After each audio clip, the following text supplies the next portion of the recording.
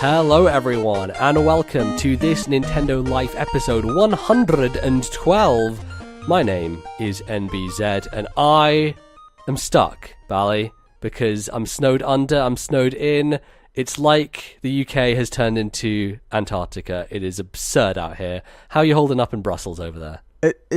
We've not had as much snow. We had a little bit yesterday, but it's so cold. It's fucking freezing. It's like -4 during the day and then -8 at night. And it was like that for maybe 3-4 days, and then it was a little less cold either side of that, but it's still so cold. Like, how's the heating hold up in your place? Because I know you've got quite an open plan kind of apartment. I mean, our bedroom's okay because all the heat sort of rises into it, and we've had the heating on quite a lot, so it's not bad. I saw online that apparently the North Pole and the Arctic is currently warmer than most of Europe right now. That is so stupid. That is really dumb. And the fact that it's so warm is displacing all that cold air, and that's why it's just old jet streams and all this, and it's all complicated. I can't really articulate it well, but essentially we've displaced it, and that's why we're basically the Arctic at the moment, and it's coming from it's from the east or whatever. It's currently coming from Siberia. So Bally, all people need to know is the picture that I sent you, which is a bike outside my front part of the house, which is just literally buried in snow, like half of it. There'll be so many listeners in North America and places like New York and, I don't know, Toronto listening right now thinking, I don't care, we get snow like that all the time. But that kind of snow in somewhere like Edinburgh is insane. It's absolutely crazy. I can't even describe.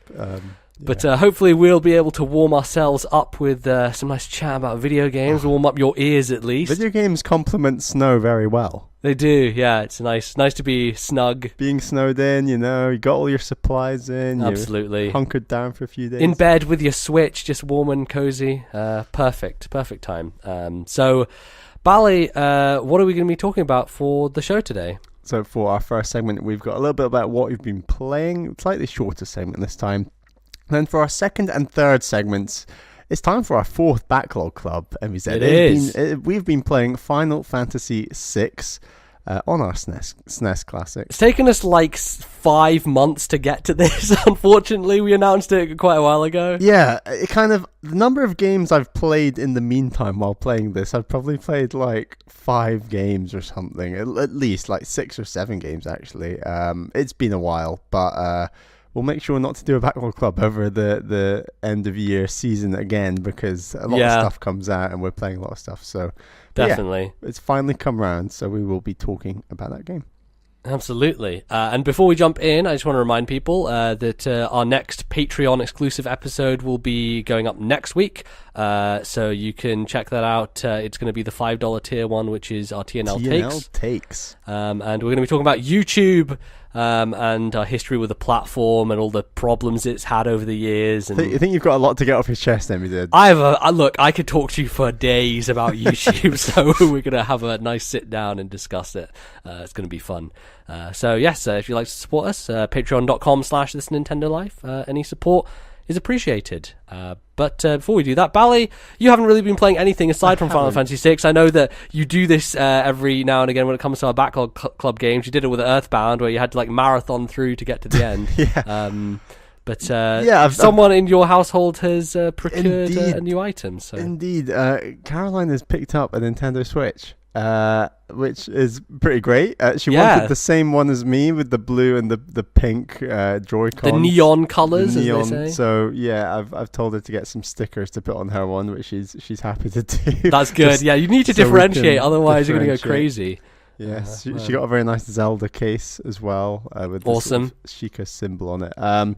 As you said, I've not been playing anything other than Final Fantasy, so I won't talk about me. But Caroline's about 16 to 18 shrines into Zelda Breath of the Wild, and yeah, I just lent her my copy of Zelda, and then that's the great thing about hard copies of Switch games. Yeah. So I think that from now on we're gonna maybe try and buy more hard copies, because then we can share between our Switches. And of course we have the added bonus of having 2 docks in our flat, which is that's so good. Awesome. So I didn't even think about that, man. You just have one upstairs and then one. That's really that's very good. And she got a British one, so we actually have a British charger as well as a European charger for the Switch. So yeah, depending on where we go, we can be a bit flexible.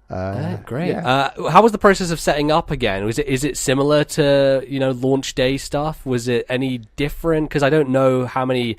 Like, if they ship new Switches with updated OSs, or if she had to do an update or whatever. I think there was an update she had to do, but it literally took like 1 or 2 minutes. It was very, very small. Everything else is broadly the same that I can remember. She had to set up a Nintendo account because my Nintendo points are so amazing. Right. Yes. And they're coming later this month, I want to say, hopefully. I think so. But yeah, it was smooth enough. And yeah, just watching someone like play Zelda again is a really nice game. That if someone's just playing in the background, that if I'm doing something else on my laptop or playing my own Switch, it's really nice to just look up and see what's going on. And it's a good co-op game in the sense that sitting with someone and like both figuring things out. So I had this experience when I was over with our good friend Ali T, and he had just gotten his Switch and was playing Zelda for the first time, and it was really cool because I had all this knowledge, but I also was trying to tell him like little things and hints to help him along, like stuff that he didn't know, hadn't heard about. And there's this one area in the game with this mountain where it's glowing, and I'm like, Ali T, go check that out, see what's over there. And so we go over, and it's this really cool thing that I hadn't even seen before, but I just knew about. And even just solving puzzles, just brainstorming together, like, what's the best way to get past this? It works well for that kind of stuff, for sure. Yeah, definitely. And like, I generally keep my mouth shut until she's really sort of asking for my help, I guess. Right. But that's not really happened too much. But just watching her discover some of the intricacies of the world and the mechanics of how it all links together is quite satisfying. And so it's like she was standing in a puddle and she was being attacked by like a Lizalfos with an electric bow and arrow, and he missed, but because she was standing in the puddle, she got zapped, and like that's good. It's like stuff like that like you just sort of learn. And the systems in that game are so good. I love them so much. It's amazing. I need to. And so she's exploring like the eastern region, basically where the game sort of nudges you to go, following the start. Okay, sort of in Zora's domain now. Cool. And that sort of area. Nice. Building up her. She's done a bit of health now. She's building up a bit of stamina, and I think she's definitely played, I don't know, 10 to 15 hours probably already. And that's pretty good. They're just having a good time. So it gets its teeth into you. I have to say, if there is one video game in history that I would like to wipe my brain and play again, Breath of the Wild is it, for sure. Absolutely. Just every little discovery is just such a joy in that game. It's incredible.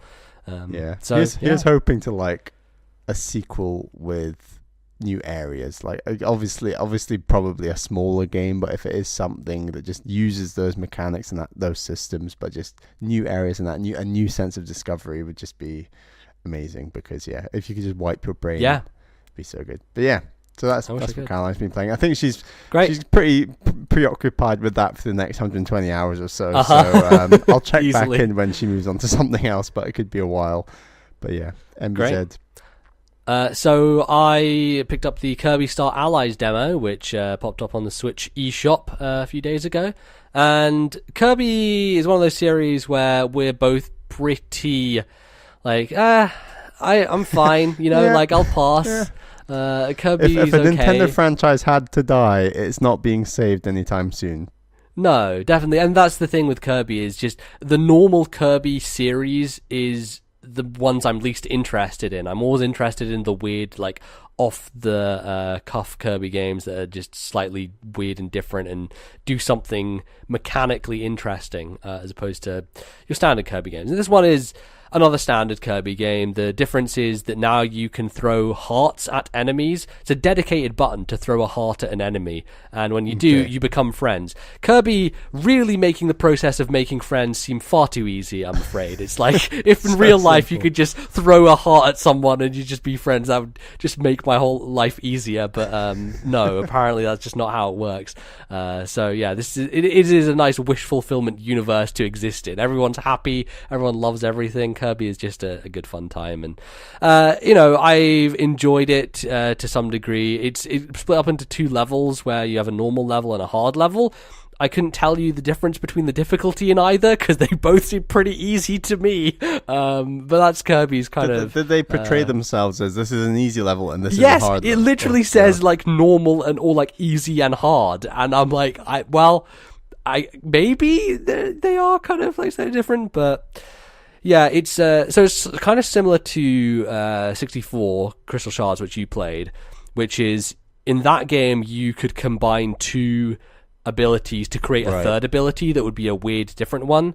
In this game, it's more dependent on specific locations or situations where it's necessary. So there's an example of like there's this rope you need to catch on fire, but there's water blocking it, so it'll get put out. So you need to collaborate with an enemy to use an umbrella so that they cover the water and then the fire can go on the rope and explode. So stuff like that seems neat, but I don't know how important that's going to be for the rest of the game and whether it's necessary or whether, like most Kirby games, you can just fly past that stuff and not worry if you don't care about collectibles.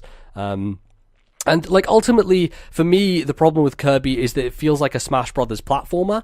And let me tell you, the weakest part of Brawl was the Subspace Emissary in terms of the level design, right? Because I loved the cutscenes. I thought those were great, and it was this amazing fan service. But I really didn't enjoy playing through Subspace Emissary, especially the end where it got into that maze-like stuff, which was kind of reminiscent of what's the Kirby game you played on GBA that I can't remember the name of? Why am I asking you? You can't remember the name of fucking anything. Kirby something, it's it's just Kirby 19. It's the one on the Ambassador program. Yeah. People will know which one we're talking about, but it would, Subspace Emissary was just like bad platforming and bad level design, and that's not what Smash Brothers was built for. And so Kirby and the Amazing Mirror. That's the one, thank you. So Kirby games feel like that a lot of the time, which is why I'm never super interested in them. It's also because as a character, Kirby is slow and floaty, and I know that's the entire point because he's supposed to be easy to control for people. But one of the things that really annoys me is like you float up in the air, and then when you want to go down, you have to like puff out your breath, and then he really slowly falls to the ground. Like there's a little bit of a cadence that is missing from Kirby's movement and the way I want him to flow, and the little annoyances. So when you want to drop an ability, you'll have to hold down the button until it charges up, and then you drop. I think we've said this on the show before, but he feels like reverse DK. Like he's just DK is heavy, jumps up quick, falls down fast. Like, yes. Kirby just jumps up slow, falls down slow. It's like that floatiness, and everything takes a millennium. And I understand why they do it in terms of dropping ability, because you don't want to accidentally hit the button and drop the ability. But I wish there was maybe a toggle there that made it for people who wanted it to get in and out a bit faster could do so. Because at the moment you're like standing still, holding it down, then getting rid of the ability, and then maybe you accidentally suck it up again instead of sucking up the enemy because it starts bouncing around. And yeah, it's I've just never been a fan of those games generally, but this one looks really nice. Unfortunately, it runs at 30, which I'm like, oh, for fuck's sake, Nintendo, it's a 2D platformer. Like, you have all these other games that run so nicely and look so good, but that's a pet peeve of mine. It's and especially coming off of, I think also a part of why I'm not super hot on it is I've just come off Celeste, where the jump button is a completely different button. In this game, jump is A and sucking up is B, and in Celeste, jumping is B. So it was a bad mix of my current situation and the gameplay of Kirby. But and you did the video. Yeah, I did. I put a video on my YouTube channel where you can check out some gameplay and just have some thoughts over it. So that's cool. But yeah, that's pretty much it. We have a lot of Final Fantasy to talk about, so I won't take up much more of your time. So join us after the break when we're going to be diving straight into it, into the deep end with Final Fantasy VI. You will not want to miss this. We'll be back in a second.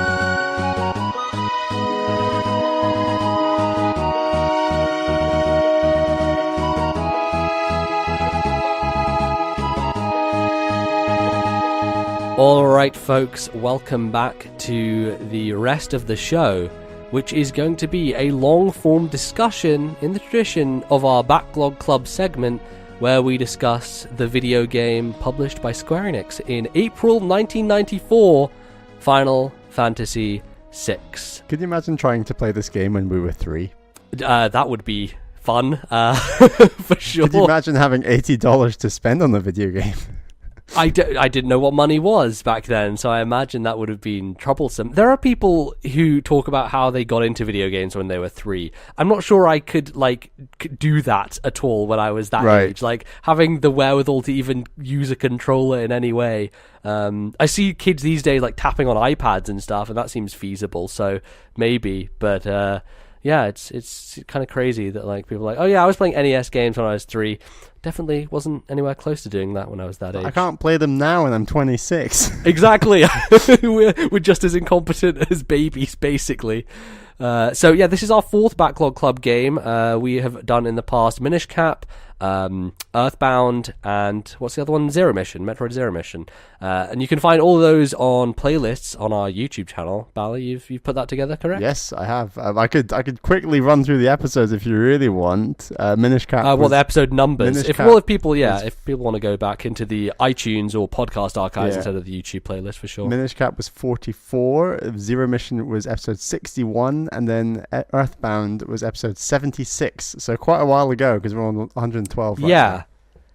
Definitely. And I think, Bally, we've learned that maybe we should stop doing long RPGs for Backlog Clubs because it really... We thought we learned after Earthbound, but, the Super Nintendo Classic came out and we were like, let's just do it. Yeah, it was too perfect, because it's also... Final Fantasy VI is one of those games that I have been meaning to play for literally years. If you're talking about games on my bucket list of here are classics that you have to play, this was number 1 with a bullet. It was no doubt in my mind. And especially having played 2 other major RPGs on the Super Nintendo with Chrono Trigger and Earthbound, it only made sense to kind of cap it out with this game and to get in there. So... This game, for context, was released before both of those games. So it came out originally April 2nd, 94. I believe that's the Japan release. So Earthbound came out later that year in August, and then Chrono Trigger followed in 95. So when we think about it in the context of those games, it really was the first kind of grand epic Super Nintendo RPG, I believe. And there's probably some other ones out there. And obviously Final Fantasy IV predates this, but... there are things that this game does in a more grand sense, I think. It really pushes the Super Nintendo in a lot of ways. So yeah.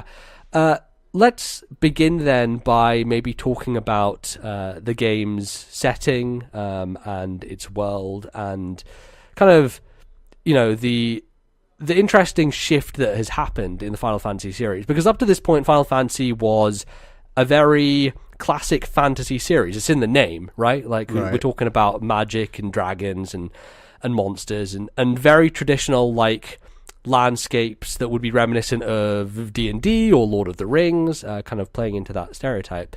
But this game opens with 3 giant mechs walking across a snow kind of battlefield or a plain.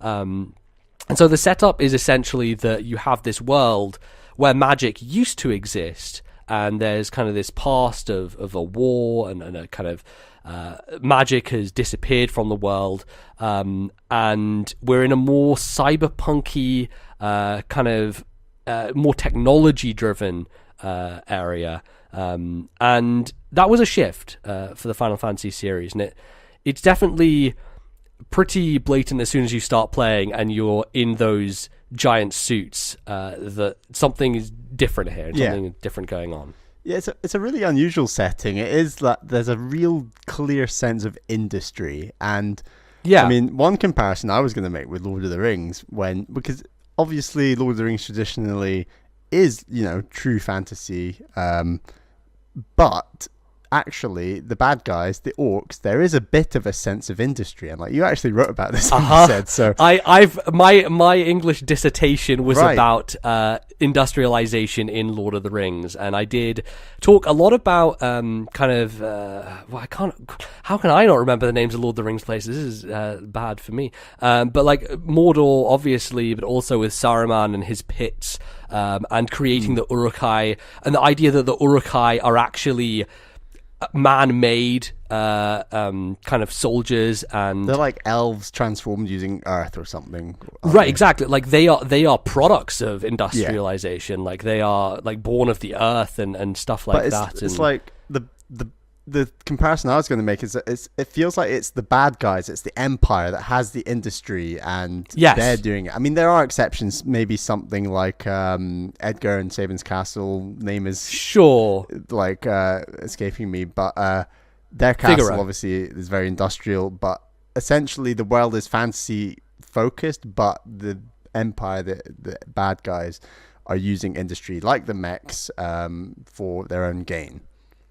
Absolutely. And it's interesting in that way because it feels like there is this you don't necessarily get control of that machinery that often. It's right at the start of the game where you have Terra and she's under the control of the Empire, and then later on there's one more sequence, and I can't remember exactly where it is. Maybe it's during where you're going down to get Go-Go when you're like disappeared into the when you're controlling a mech again.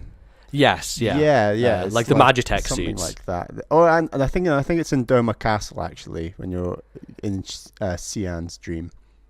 Oh, in the dream, right? Yes, that makes sense because you actually see a lot of his past and stuff when you're going back through that. So it was interesting because you start the game like that, and I felt that when that happened and then they took it away from you, it's pretty overwhelming because you're like, oh my god, I have so many attacks, and like Terra has like tech missile and bolt beam. I found bolt beam funny just because of my history with Pokemon, and back in the day the combination of ice beam and thunderbolt was a meta game term called bolt beam. So when I see bolt beam as a move I can use in Final Fantasy VI, it made me laugh a little bit. But it's almost Metroid Prime because you start out with this incredibly powerful machinery and then it just gets taken away from you, and all of a sudden you're back down to just like attacking and the little magic that Terra has at the beginning. So it's a very classic video game opening. Like you have that in Symphony of the Night where you're going through the castle and the Reaper comes along and the Reaper just takes all of your powers away. So weirdly Metroidvania at the start of this RPG, which I found pretty interesting for sure. But that whole sense of this world that is kind of dominated by technology, and then you have kind of this group that is bringing or wanting to bring magic back, or the Empire trying to bring magic back and kind of building it into their technology. Something rather unique about that. I didn't think I'd really heard about it before, because you have characters like Celeste who are genetically engineered to have magic like built into them. It's interesting, and like the mechs use magic, and it's cool because a lot of the towns do feel quite similar, and I think a lot of them feel quite similar because they're very rural. It's like these, it's essentially the good guys who just don't want anything to do with the empire and whatever, but their setting always seems very rural. There's hardly any industry there.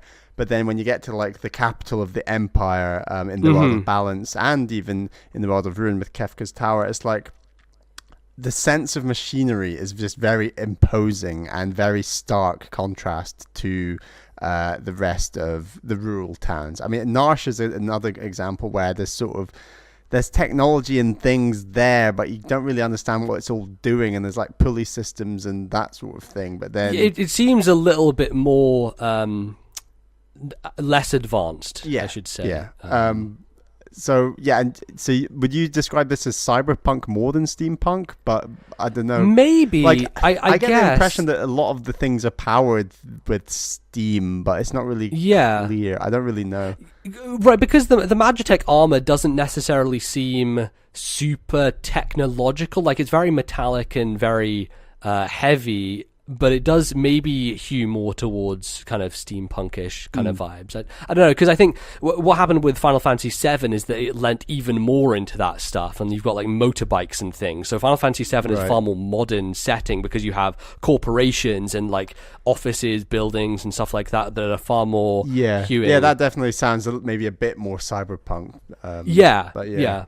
So it feels like they started it in Final Fantasy VI and then went even harder in that direction in the later game, for sure. That makes a lot of sense. And I like talking about those towns. It was one of those things that when I was going through, I was like, well, I don't know, feels a bit generic. It was one of those things that I thought, I can't really remember the names of these places because they all look the same. Like really the assets are very similar. It's basically just the same shops because you have to have a relic shop and an armor shop and a weapon shop. You have to have an inn. So you have to have like those 4 places in every town. And an item shop. There's like 5. Item shop, as well. Sometimes there aren't relic shops. I think that's like depending on where you are. But yeah, because you have to have those places, it feels like it was a lot of copy and paste going on, but maybe that does lend into the more, I guess, the idea that the rest of civilization out there is less imposing and more, I don't know, just kind of homogenous in a sense. Maybe like they don't want to advance because advancing and like using all this industry, it represents the empire and everything that's wrong with the world, and they want to stay like as rural and detached as possible or something, and hence all the towns end up looking the same.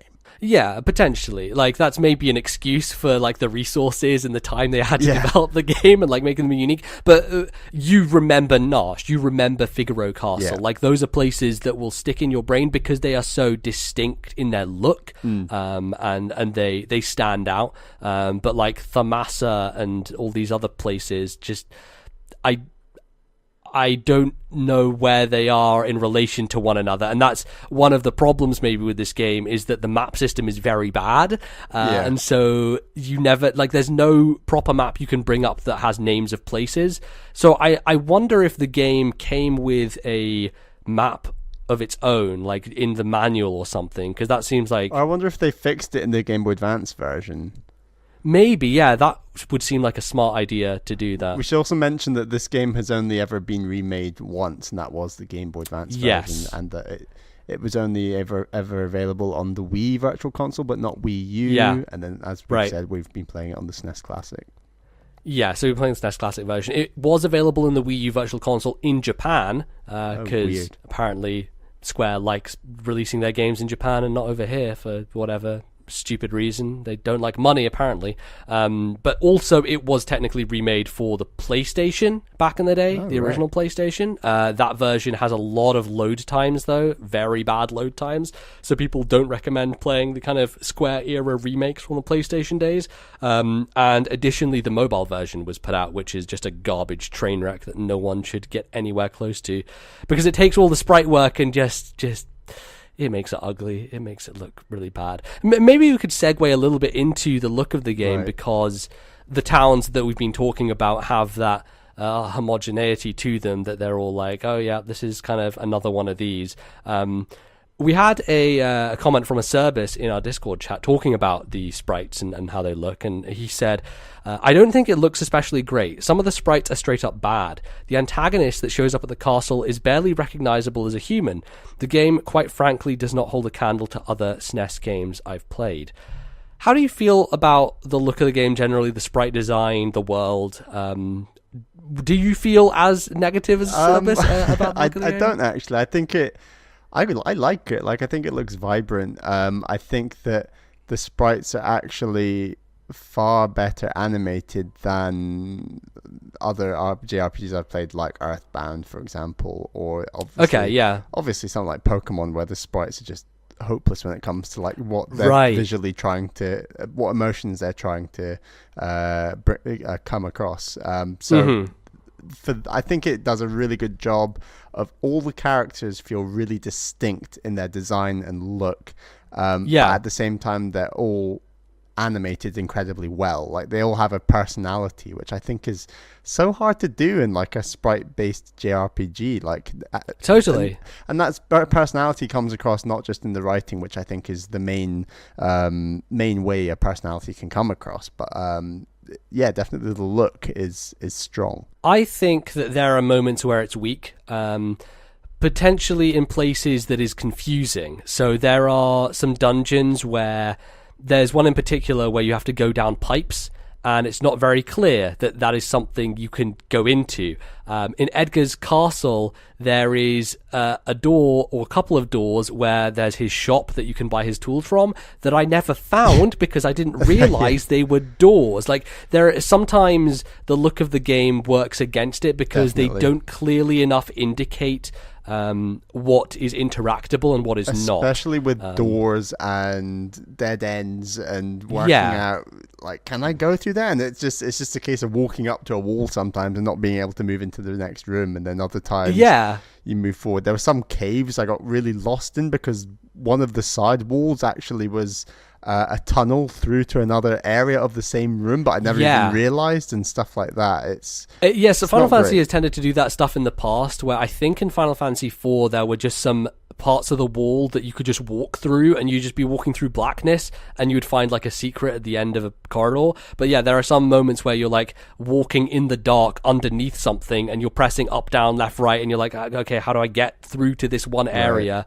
Because it's basically invisible. So that's something that can be a little bit annoying, but they definitely do get across a lot of character. One of my first notes I took was when you first meet Locke, he starts wagging his finger, and it's very tiny animation, very small detail, and yet it really clearly conveys the kind of cockiness in his character, and you immediately get a sense of who he is, and that's something that, again, is difficult to pull off when you have such limited resources with the sprites and the amount of emotions they can get across. But later on in the game, it seemed like it was a bit more limited because that finger wag is used by a lot of characters. It's not just Locke. Like, everyone uses that. Everyone uses the one where they're shocked and surprised and their mouth opens.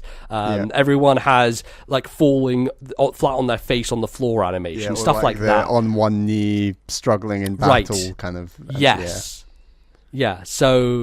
So that is definitely maybe a thing that they came up against in terms of they couldn't distinctly make each character have their own animation because that's a lot of work to do that. But I think the way they get across it by having these maybe like 9 or 10 different emotions that they can cycle between and use whenever they need to is very effective. And I think it overcomes some of those maybe more ugly, less good-looking sprites because of that. And I kind of get where Cerbis is coming from, because if you look at something like Chrono Trigger, it's far more detailed.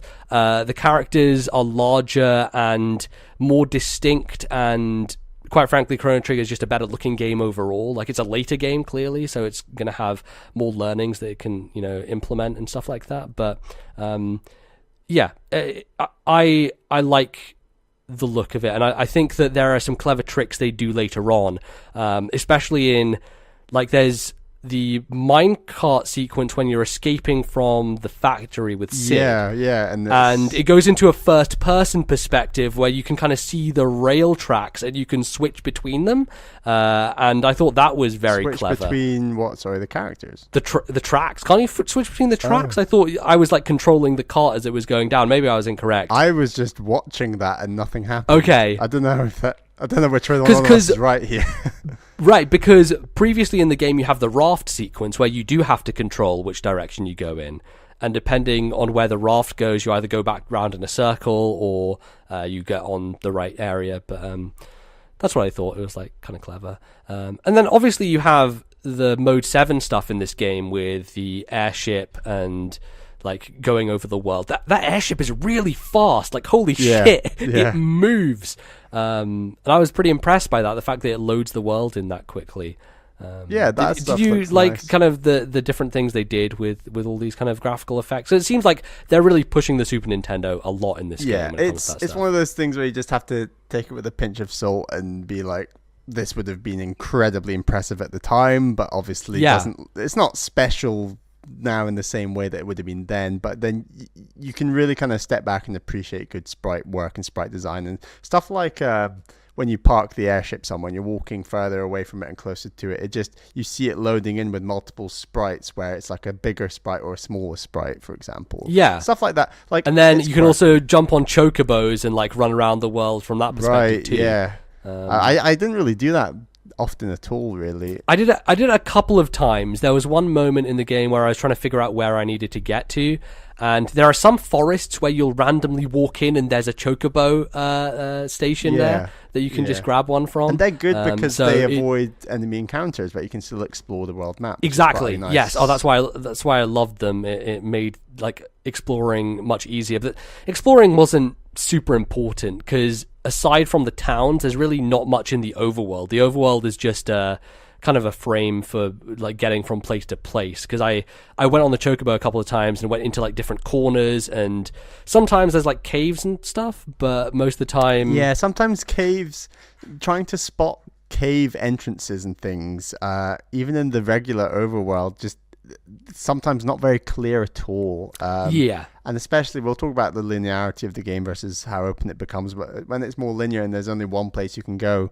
finding that one place can actually be quite difficult sometimes. Even with a guide, I was struggling at times to actually find where certain cave openings and towns were, because they're just represented by quite small things on the map. Yeah, definitely. But overall, it's I think it's a good looking game. Like, it definitely gets across what it needs to, and maybe one of the issues you have is that all the sprites are kind of rigid in their design. Like, you can't run diagonally is a thing that we always talk about from the Pokemon days of like, it would be great if you could do that. It's very much left, right, up, down. And Chrono Trigger again kind of gets away from that. I believe Earthbound does as well. The Earthbound's slightly different when it comes to that stuff, but maybe that rigidity is something that is a little bit of an issue, but it does what it does well, and I enjoyed it a lot.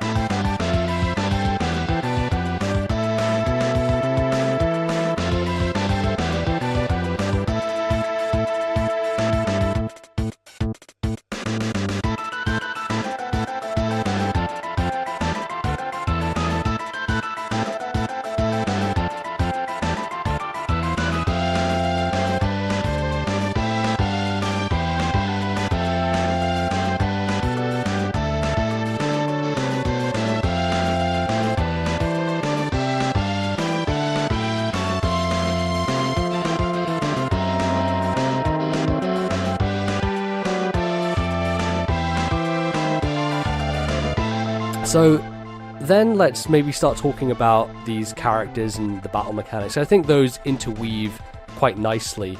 Where do you want to start here? Do you want to start talking about characters or the battle system? Let's talk about the battle system, Okay. I liked it, and I like how much it sort of changed. It wasn't too complicated. I'm always so terrified of JRPGs being overly complicated, throwing too much at you at once.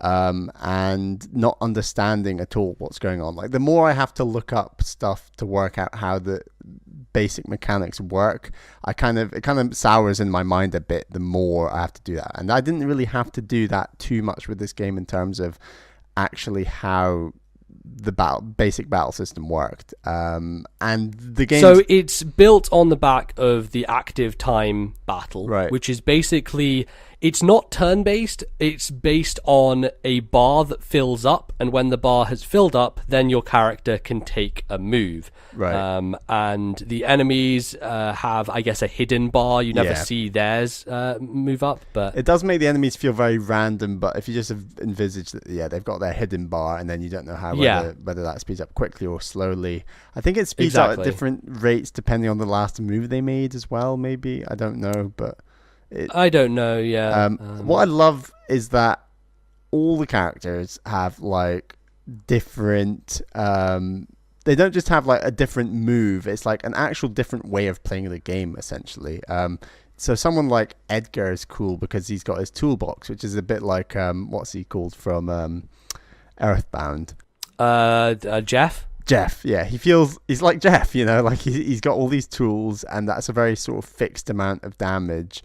And yeah, using those tools feels very different to, say, Cian, where you have to charge up his sword, and then there's like 8 or 9 different attacks depending on how long you charge it up for that you use. And then again, like Sabin is just incredibly, like, I was like, this is insane, like, because you're basically button inputs like a fighting game in order to pull off your moves. He's a fighting game character. That's exactly what he is. They just put a fighting game character into an RPG, and it's crazy. It's like, I have to learn combos in this RPG. This is so weird. And you can actually learn it 2 ways, where you can actually roll your thumb across the D-pad or like put in certain button inputs. And I would always do the rolling option. And I was talking to you about this. I'm like, Bally, why are you doing it? It's like, because I tried it a couple times and it just never worked properly or consistently for me. So I was looking up online, and apparently you could just do like up, left, down, right, as opposed to just rolling it. Yeah, it just worked for me, and then once it worked, I was just like, well, there's no point in changing now. And the way my mind worked in memorizing all his inputs, it was easier for me to just remember like the arcs rather than the actual button inputs, I guess. I don't know.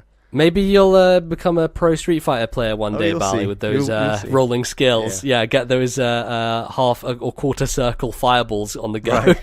You'll know what's up.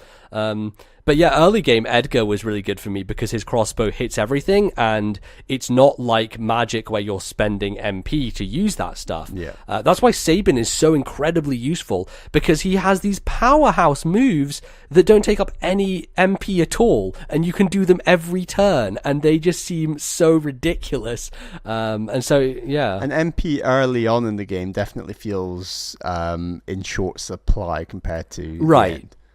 And it's also because you only have one character who can use magic early on with Terra, right. and then you get Celeste, who does have some magic as well. But before the Espers kick in, you really don't have any ability to do that stuff. So you're relying on the particular characters you have and their quirks. And it forces you to. Setzer, who's just got a slot machine. I was just like, what is this? And like, there's actually there's like an item you can buff at the end that changes his slot machine into some sort of multi. It's like a bit like a crossbow or something. That I actually. It is, but here's the problem with that. So in the World of Ruin, when you get Setzer back and you equip him and you do all that stuff, I was like, I'll just give him this item, this relic, and I didn't realize that every time you use that move, you're throwing your money away because it uses money. Oh, really? It's called coin toss. It's called coin toss, so it's in the name that you're throwing money at your enemies. You're literally throwing away the gold that you're getting every time you use that move. And I was using that move for a long time, which was bad because it ended up that I had a lot of money that was going to waste because I was just using that. I didn't need the money at the end game when I was using it on like the final boss and stuff, so it didn't bother me. And I didn't really notice. But that's funny. But it fits into like, I guess, his character arc where he's like the gambler and he wants to win money, and then by the end of the game he's like, actually, to save the world, why don't we just throw all the money? Throw all the money away. Yeah, that works quite well. So there's quite a lot to get into, not with the battle system itself, but with all the sub-menus. This is a more complex RPG than I expected it to be, especially because when you look at something like Earthbound or Chrono Trigger, they're far more simple in terms of equipping armor and weaponry and having like extra stuff that is on the side. There's not many frills in Chrono Trigger. There's a lot to think about in the sense where you've got espers to equip as well as relics, as well as armor, as well as weapons, and you're like, oh god, this is so like overwhelming. And the idea of espers, there's like a ghost that explains it to you in Zozo, but I definitely needed like another crash course online to like understand, Right, because it doesn't make a lot of sense. You look into it and it's like fire 2 times 3, and then you're like, what does that mean? Right. Like, I don't understand what this means. Because early on, it feels like you need to use the Esper's special every battle in order to level That's it what up. I thought, That's yeah, not the initially. case. Just every battle you fight, you naturally gain magic points as just a thing you do. It's like, you know what it reminded me of? Was EV training. Right. Because every time you fight enemies in Pokemon... There'll be some people who don't know what EV training is. Okay, so to explain it, hidden stats in Pokemon, every time you kill a Pokemon, you gain a hidden point into a stat, so like strength or HP or something. And then you can add a bunch of items to Pokemon to make it so they gain more for each one they kill. And in this game, it just depends on the enemies. Like a certain group of enemies might give you 6 magic points as opposed to 2. And depending on the speed of learning for certain spells, you will get that amount of percentage to learning the spell. And you need to get 100% obviously to learn it. But like if something is times 20 and you kill an enemy with 1 magic point, you get 20% of learning that spell. Right. So later in the game, you get some stuff like Seraphim, I think it is, that has a bunch of healing spells that you can learn super quick, which is really good because later on there are characters like Realm and stuff who I hadn't taught anything to. I'm like, oh fuck, she needs to have some healing so she can at least be somewhat useful. So you just slap on the espers late in the game onto those characters to get them to learn all the healing spells as quickly as possible. Not to mention the actual Esper attack, which you can use once per battle. Right, which is this game's version of summons, right? So summons are a thing that have been in Final Fantasy for a very long time, and they were a big part of Final Fantasy VII. And in this game, it's really interesting because all these espers are tied into the story as well, and we'll get to that later, but they all have specific like big kind of screen clearing moves where they come on and like everything goes crazy and the animation is over the top, and they have some cool effects that can be very useful depending on I definitely didn't utilize those enough, especially in the end game. No. It's very easy to forget about them, and because you can only use them once a match, it feels difficult to incorporate them into your natural like flow of how your group is operating. Right, so for someone like Terra is where I used it the most, I think, because especially in boss fights, you want to morph her into her more powerful Esper form, and then... Another thing I didn't do enough. You should have done. Oh my god, she's broken in that form. It's really, really good. So she goes like way more powerful. Super and Saiyan. So I had, I think, Shiva on her for a while. So she was using that super powerful ice move, and it just demolishes people. Like holy shit, it does so much damage. But yeah, the thing with espers that is annoying to me, there's a lot of annoying things, and I think there are quite a few quality of life improvements. We also have a comment from a service about this, and he says, there are 2 quality of life frustrations I'm having with the game so far. First, the random NPC movement has been infuriating. They always seem to be in your way if you want to get past them, or running away from you if you want to talk to them.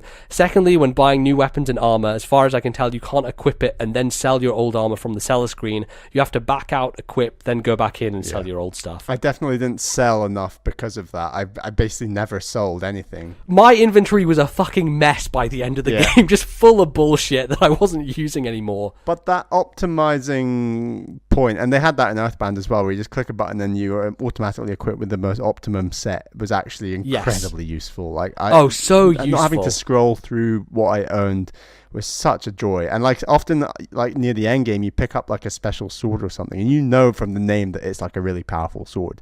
And rather than having to find it in an inventory list, you just click equip, optimum, boom, done. Yeah, I would often find myself pressing like R optimize, R-optimize. So you just scroll through the party and just hit optimize every time you came to the new character, because that was just the fastest and easiest way to do that and achieve what you wanted to. But the Esper system, in terms of moving Espers around, I found frustrating, especially late game when you have all these characters. Someone would not be in my party, but they would have the Esper equipped on them. And the only way to get it back is to unequip everything off that character, rather than... Either unequip everyone by talking to the guy in the airship, or get them into your party, unequip them, take them back out, put it on the other person. You couldn't just swap Espers from someone, even if they were holding them. Yeah. And that is just bad quality of life, unfortunately. But generally, I thought the quality of life, considering it's like a JRPG from '94, was actually really good. Like, I got quite used to it. A lot of the time. I understand what Acerbis is talking about, though, because there are games, especially nowadays, where when you buy a new item, it will say, do you want to equip this now? Do you want to sell the thing that you previously had? And that's incredibly useful, and Chrono Trigger does that. Like, there are improvements that even in this era of gaming that people made to the systems and how they worked, and I definitely found it much more grating on me the later I got into the game, just because you had so much more to manage.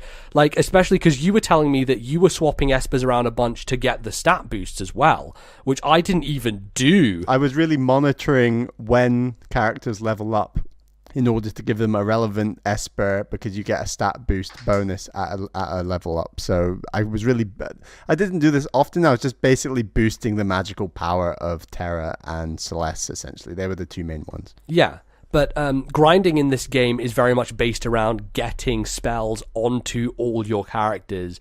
And I think that's one of the weaknesses here, is something they fix in Final Fantasy VII. Because Final Fantasy VII has a very similar system. It's called Materia. And instead of learning spells onto each character, what you could do was each materia orb, like the Espers, would level up on its own. So you would level up, it would be like leveling up the Esper itself, and once the Esper was maxed out, you could put that Esper on anyone, and they would have access to those spells. Right. So you could just max out Maduin, and everyone would have access to, like, fire, ice, and lightning. Which is... On one hand, it makes characters in Final Fantasy VII far less individual, because aside from their limit breaks, which are like their big special moves that you charge up, there's not a huge amount distinguishing them. And that's the thing that Final Fantasy VI does very well, is each character feels so unique because of their individual like weapons and special skills, I should say. Whereas in Final Fantasy VII, because you can swap materia around whenever you like, you can kind of swap characters in, and it doesn't make a huge difference. Even though it's more streamlined. Shall we raise Acerbis's other point on characters? Okay. So Acerbis says, in my opinion, the crowning achievement of Final Fantasy VI is the characters. Each character feels motivated and is equipped with tonally accurate dialogue for both the macro conversations about their world-defining quest and micro conversations regarding their individual interpersonal relationships. Your party hail from many walks of life and also from different sides of the conflict that takes place. But what is more impressive to me is that the diversity of characters is also present in the gameplay. Each character has a completely unique ability that is not just a stat modifier or an elemental affinity, but a distinct mechanic that represents how they fight. This means you don't choose to put a character in your party because you need someone to fill a role, but because you enjoy the mechanics of that character. Yeah, absolutely. That is hits the nail on the head. That said, I do feel that there is a right choice of characters to use in this game. It feels like, because both of us use the same four as our main characters at the end game, which is Terra, Celeste, Sabin, and Edgar. And it may be because... I think the game does definitely suggest those four as the main ones. They are very important to the story. I think Locke is also very important, but for me, Locke and the Thief archetype has never been something I like. I know that you use steel a lot more often, but I often found myself overloaded with potions and tents and all these things just because you have so much money in the game. And I know he can steal like rarer stuff later down the line. but he's not super powerful, and he doesn't do a ton of damage unless you equip him with certain relics and certain he is good abilities. at dodging, and then that's why, like, when you start getting a lot of espers, that you can charge him up as like a healer, because he's essentially dodging all the attacks and then he heals everyone up. But I mean, he wasn't as good at that as someone like Celeste. Yeah, exactly. And so it does feel like there is a set of characters that is, I guess, the easy way to play through the game, that for most players they're going to fall into this groove because learning Sabin's attacks is a little bit challenging, and it is interesting, but it's also very reliable. Like, Sabin will reliably do a ton of damage. He can multi-hit people. He can do an attack that hits one person incredibly hard. And then you have Edgar, who has the utility of some stuff like one of his tools shows you the enemy's weakness and tells you like their health and stuff, and then also... Oh, does it? I was only using scan for that. I didn't realize one of his tools. Yeah, so I think it's the debilitator or something like that. And it also adds an additional weakness to the enemy. So if you're having trouble with them, like, you can add a weakness to them, a random one, and then you'll have more angles to deal damage to it from. And then, he also has like multi-hitting moves and stuff like that. And the magic users obviously are going to be useful, because magic seems like the overwhelmingly most useful and potent thing in the game. The end game mainly consists of spamming Ultima just a ton and just using that until you kill things. And... the MP management becomes much better later down the line, because you get things that reduce, like the golden hairpin, I think, is one of the relics you can do that is super useful. It's like halves the amount of MP you use. So I had that on Terra and Celeste.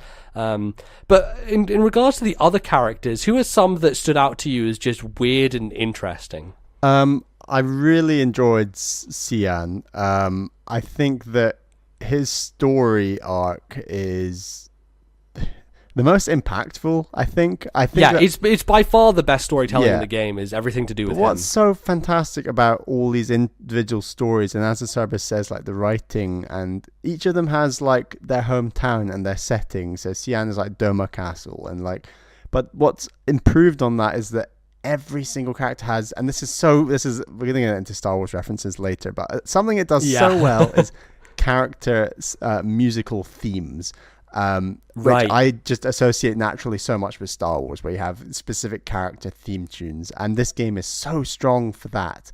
And this leads right up to the end game, where you're going through the characters, and it plays the theme of each one and stuff like this. But like, Cyan's story arc, it's, I think, because it's a sprite-based JRPG, it feels, in some aspects, designed as more of a kid's game. But then you realize that actually, at this point in time, the only way to depict characters in video games was sprite-based. So if you actually step back and modern JRPGs like Final Fantasy 15 and stuff, like, it feels a lot less kids based. I'm looking at this at a very, very sort of shallow level, but if you're just looking at a game like Final Fantasy 15 versus 6 looks more kiddie because it's sprite based. It shouldn't look more kiddie because it's sprite based, but it's just a look.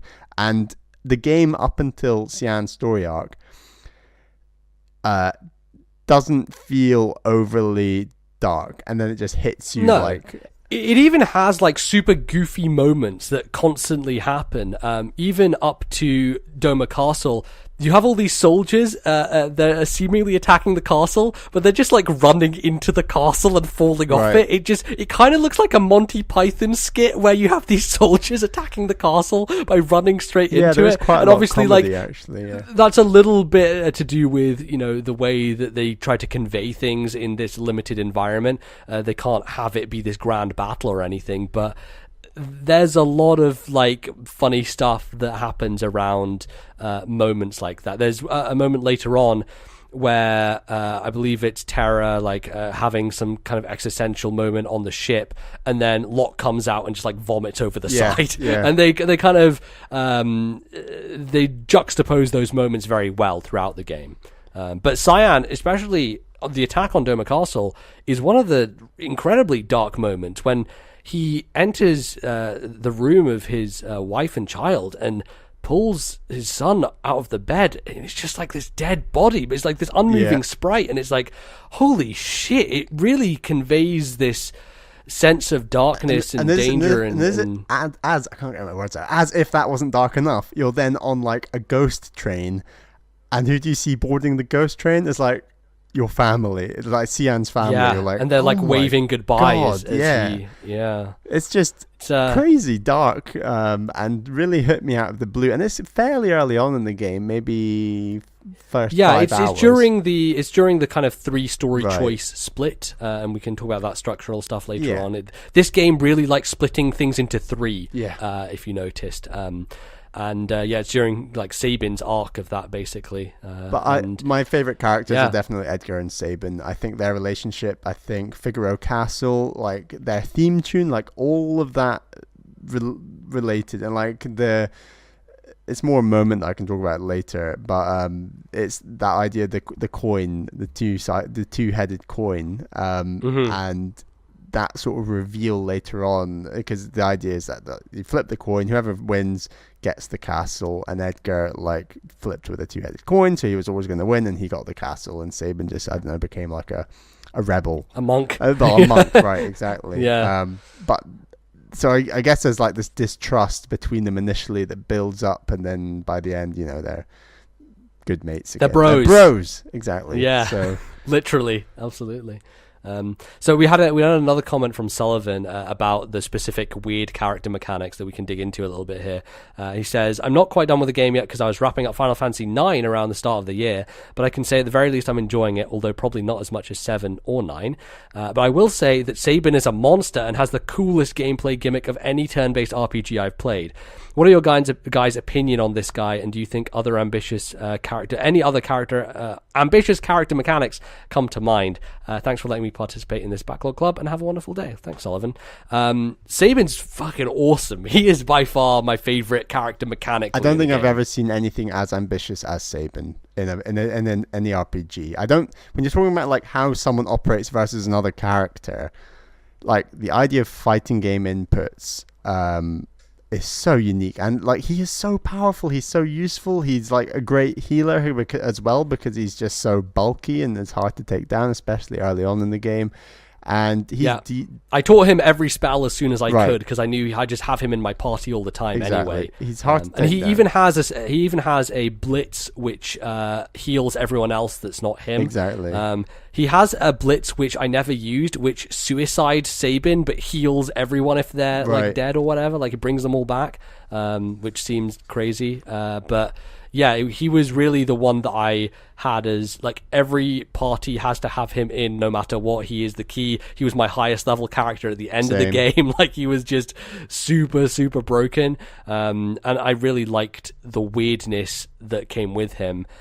But there are also some other characters that I thought were very interesting, and some of them are kind of archetypical for these old school RPGs. Gao, for example, is just the monster style character, because especially in Dragon Quest games, there's often this idea of like learning attacks from enemies, and in Dragon Quest 7 there's this whole like monster farm thing which I never dug into but could take you forever, of like getting all these monsters, and then there's a separate class which allows you to learn monster abilities. Some of the best moves in Final Fantasy 7 are based on learning abilities from monsters. There's a certain materia that absorbs attacks that you can then use, and that kind of happened to a couple of characters, because Realm with her sketch copies what enemies do back at them, and Strago learns his lore by being hit by enemy attacks. So any random enemy attacks that happen while he's there, he'll absorb them. And there's one boss in particular which gives him a move called Grand Train, which is very useful, that you have to kind of wait and make sure that he gets before you can leave, because otherwise he'll never get it again. But all those characters for me were never as useful, and I think maybe it's because you get them much later in the game.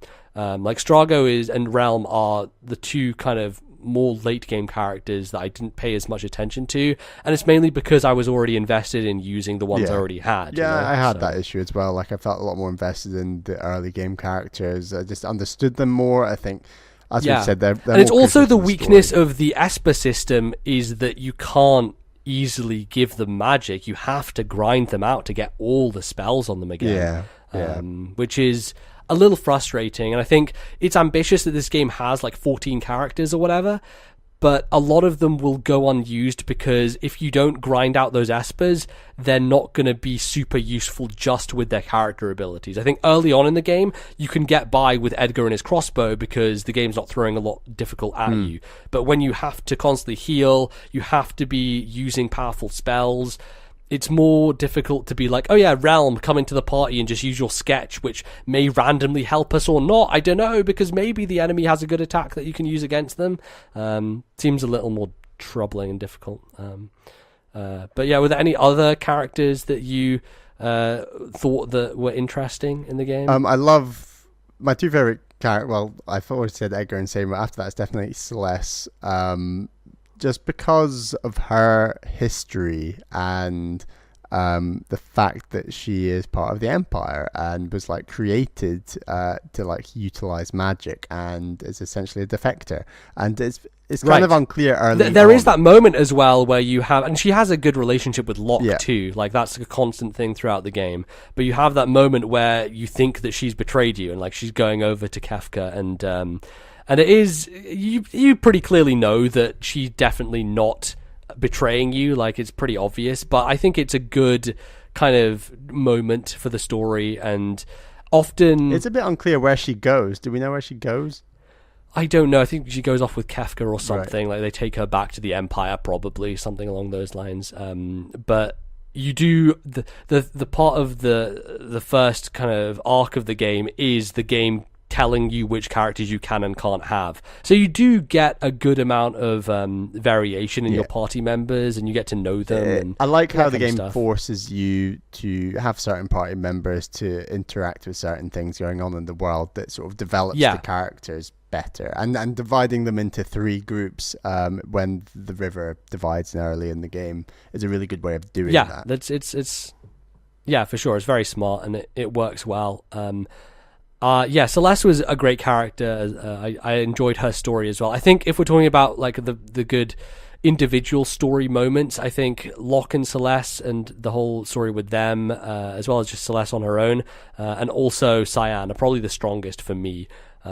Terra has some good stuff as well, but the thing that I find really interesting about Final Fantasy VI is for years I always heard the name Terra and like that was the main character and all this stuff, but really I'm less sure about whether Final Fantasy VI really has a main character, because Terra goes away very early, and throughout the second half of the game, like you go back to her and immediately she doesn't want to join you again. Like she just wants to stay, and she's found like this family that she can call home, something that she hasn't had before, and that kind of stuff. And it turns more into an ensemble party. Yeah. She's sort of the chosen one in the distance that you don't actually interact with as much as you might expect. Exactly, because she does like turn into a crazy like, and there's that moment where she's like flying over the world like the airship, and it's just her in her like ascended Super Saiyan form, almost just like going crazy. And then she like has to rest. But her story history is very, very interesting as well, and was a real shock to me as to like. Yeah, there is this whole long cutscene, and there's actually a cutscene that you actually play part of it when you go to. You just play the past essentially. Exactly. Yeah, and you play her father Maduin. It was so it really took me like a while, and then it clicked. I'm like, oh my god, it's her parents sort of thing. Like she's half Esper, half human. Like this is awesome, and that linked nicely into the end of the game, and we can get into all the plot stuff later, but.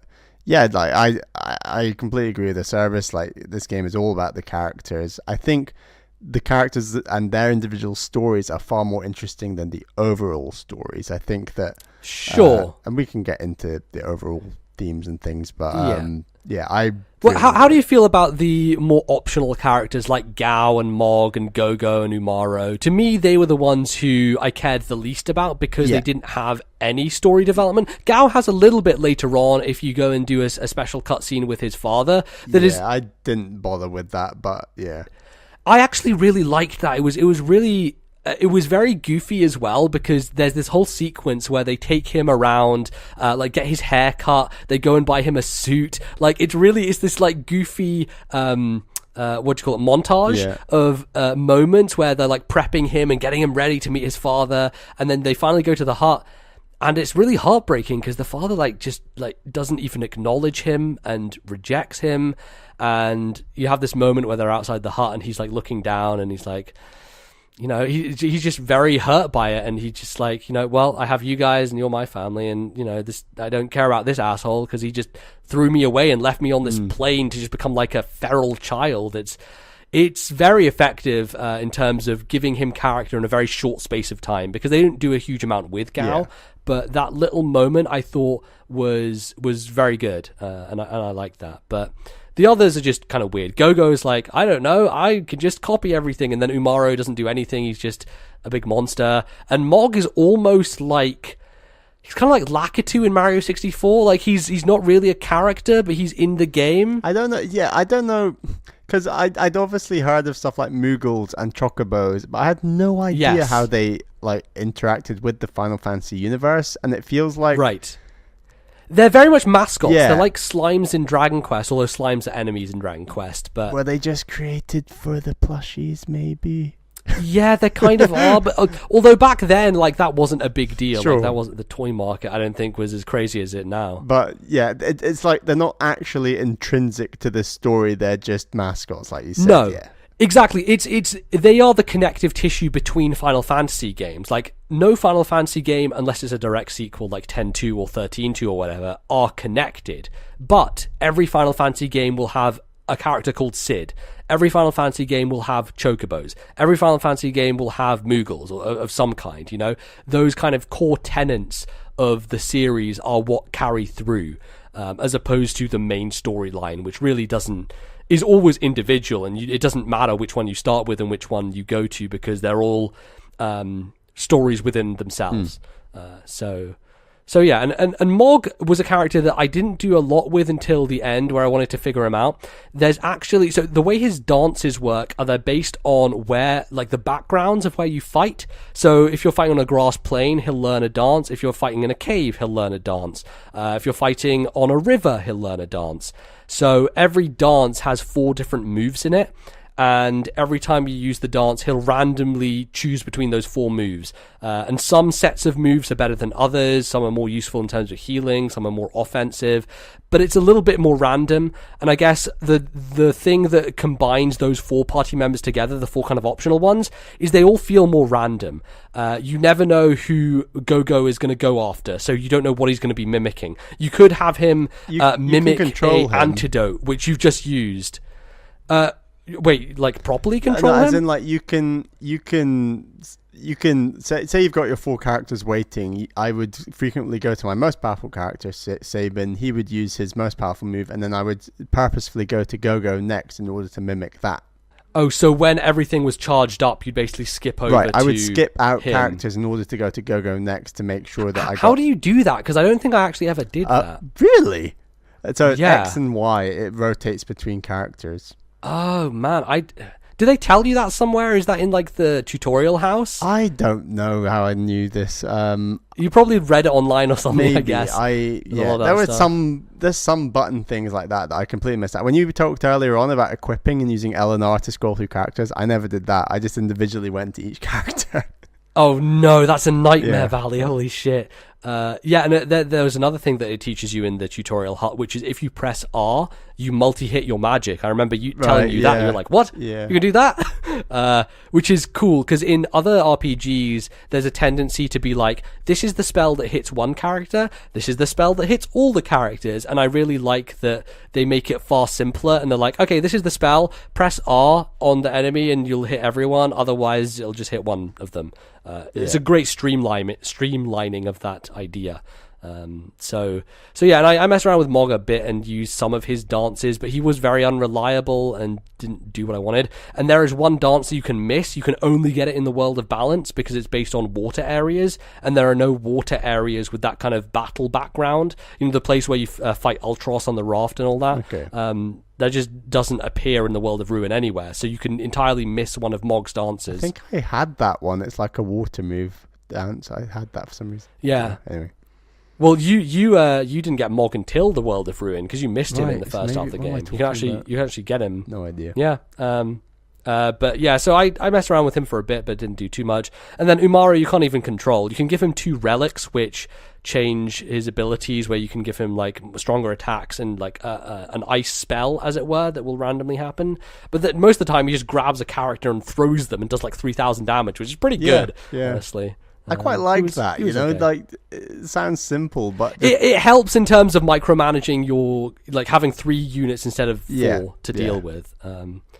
Like, your job is done for you, essentially. Exactly, which make things quite a bit easier. So, yeah.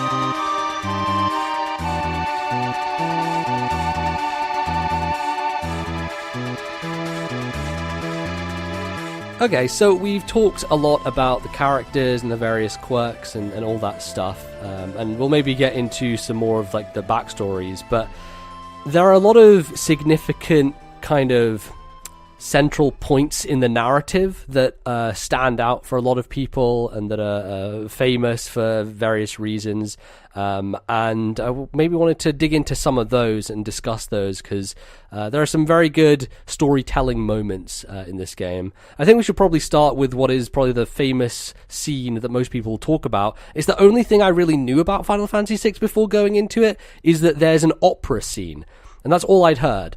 There's the scene that happens at an opera, and I didn't know anything for the context or what it was about, but this scene is... I still kind of don't. No, neither do I. It's weird. So it's you go to the opera because you're trying to track down the airship, because Setzer has the airship, and you know the only one in the world. Yeah, and Setzer is really in love with this girl, Maria, who is playing... She's part of the opera. And so you know that Setzer is going to plot to steal her. So you basically go to the opera house to set it up. That's what men do. Exactly. This is chauvinism 101. So you basically figure out that Celeste looks like Maria. So you're basically going to switch her into the opera and get her to be abducted by Setzer. And by doing that, she's going to let everyone else in, and they're going to basically take over the airship because they need to get over... I can't remember where they're going, but they need to get over the continent, and there's no way to get through without the airship. And so it's a very elaborate setup because there are a lot of things going on. You have... very, very ambitious idea of trying to pull off a story within a story, like this opera that is telling this narrative in which you have characters that are singing, although the singing is created by synthesized noises through the Super Nintendo sound chip. There's no actual vocals, but I think they do an exceptional job of creating those tones that sound like a character is singing, even though there are no words happening. Yeah, like it's bizarre. It's I hadn't heard of the opera theme. I should have said at the start, but I knew almost zero about Final Fantasy VI before going into this game. You didn't even know that it was originally Final Fantasy III in North America because of the way they pull things over and stuff like that. The Super Nintendo Classic came out, and then you were like, oh, we need to play that as our Backlog Club. And I was like, yeah, okay, fine, right. Never heard of it. Well, I've heard of Final Fantasy VI, but I hadn't heard of like anything it entailed. The opera scene kind of hit me out of nowhere. I was a bit like, this is weird. I understand. Surely there's another way of getting Setzer without doing all this stuff. Yeah, it's very elaborate. And then, like, I think it's called Ultros. Yes. So Ultros is a character who keeps popping up throughout the game, and we talked a bit about goofiness before, but he is the ultimate comic relief of this game. Yeah. He's this enemy boss who keeps popping up and is just useless every much time. More in the first half of the game than the second half. Right, and I think in the second half he pops up like one time and then Realm sketches him or something and he sees himself as being ugly and he gets sad or whatever. It's weird, but he pops up as well, and so you have this entire sequence where Ultros is about to push this ton weight onto the stage to create a hole for people to fall through or whatever, to create carnage. And so you have a timed sequence where you're running across this rafter in the ceiling and you have to fight battles. I think it's like mice or stuff that you run into, and you have to fight battles to get there in time. And it's pretty tense, actually. Like the clock is running down. How am I going to make it in time? And then there's a lot of other stuff that goes on with this section as well, because in a fashion that is used still in modern games today, and I think I was telling you this, but in the new Life is Strange game, there is a sequence where you have a play that you're being part of, and you have to memorize lines from a script. Like, you're looking at a script, you're memorizing lines, and you have to choose the correct dialogue when it gets to it. And I was like, okay, that's the thing that modern games do. I was really surprised when this game gives you that script that you read through and you have to go out on stage and choose the correct lines to say as Celeste in order to carry off the opera as if you know what you're doing, like as if you are Maria. And I was very struck by the fact that this game, all the way back in 1994, had that idea and had already done it.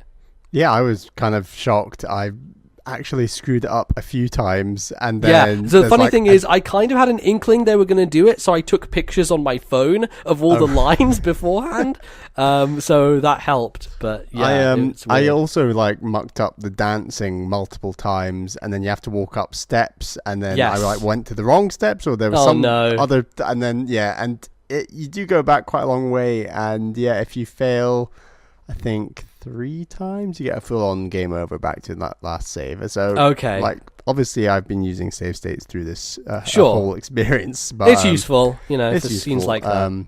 But yeah, it was actually quite difficult, and I don't know, my sort of panic about what to do next kind of overrode me enjoying the moment, perhaps. Sure, yeah. I mean, it's a very unique thing to do in a game like this, and it's great because there's just loads of things happening. Like, one moment you're playing as Locke, one moment you're playing as Celeste, and then the entire thing falls down and Setzer comes and takes you away. It's a very involved sequence, and I didn't really know what to expect when I was going into it, but I was pretty happy with it overall. And I think it's just a very memorable part of the game because there's not a lot of fighting. Like, you do that little area where you're getting to Ultros, but aside from that, it's much more about creating an atmosphere and setting a mood.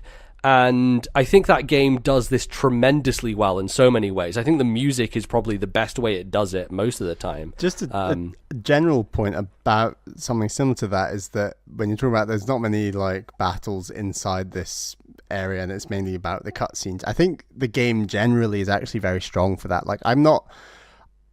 I don't like it when tough bosses and mechanically difficult areas of JRPGs sort of get in the way of an enjoyable story. And I thought this game generally was very good at packing a lot of cutscenes and story moments, far more so than actual mechanical fights and things. It was a very good balance of actually, here's a ton of story, and then here's a small fighting area, and then moving on to the next story moment. It had a real pace to it generally for that.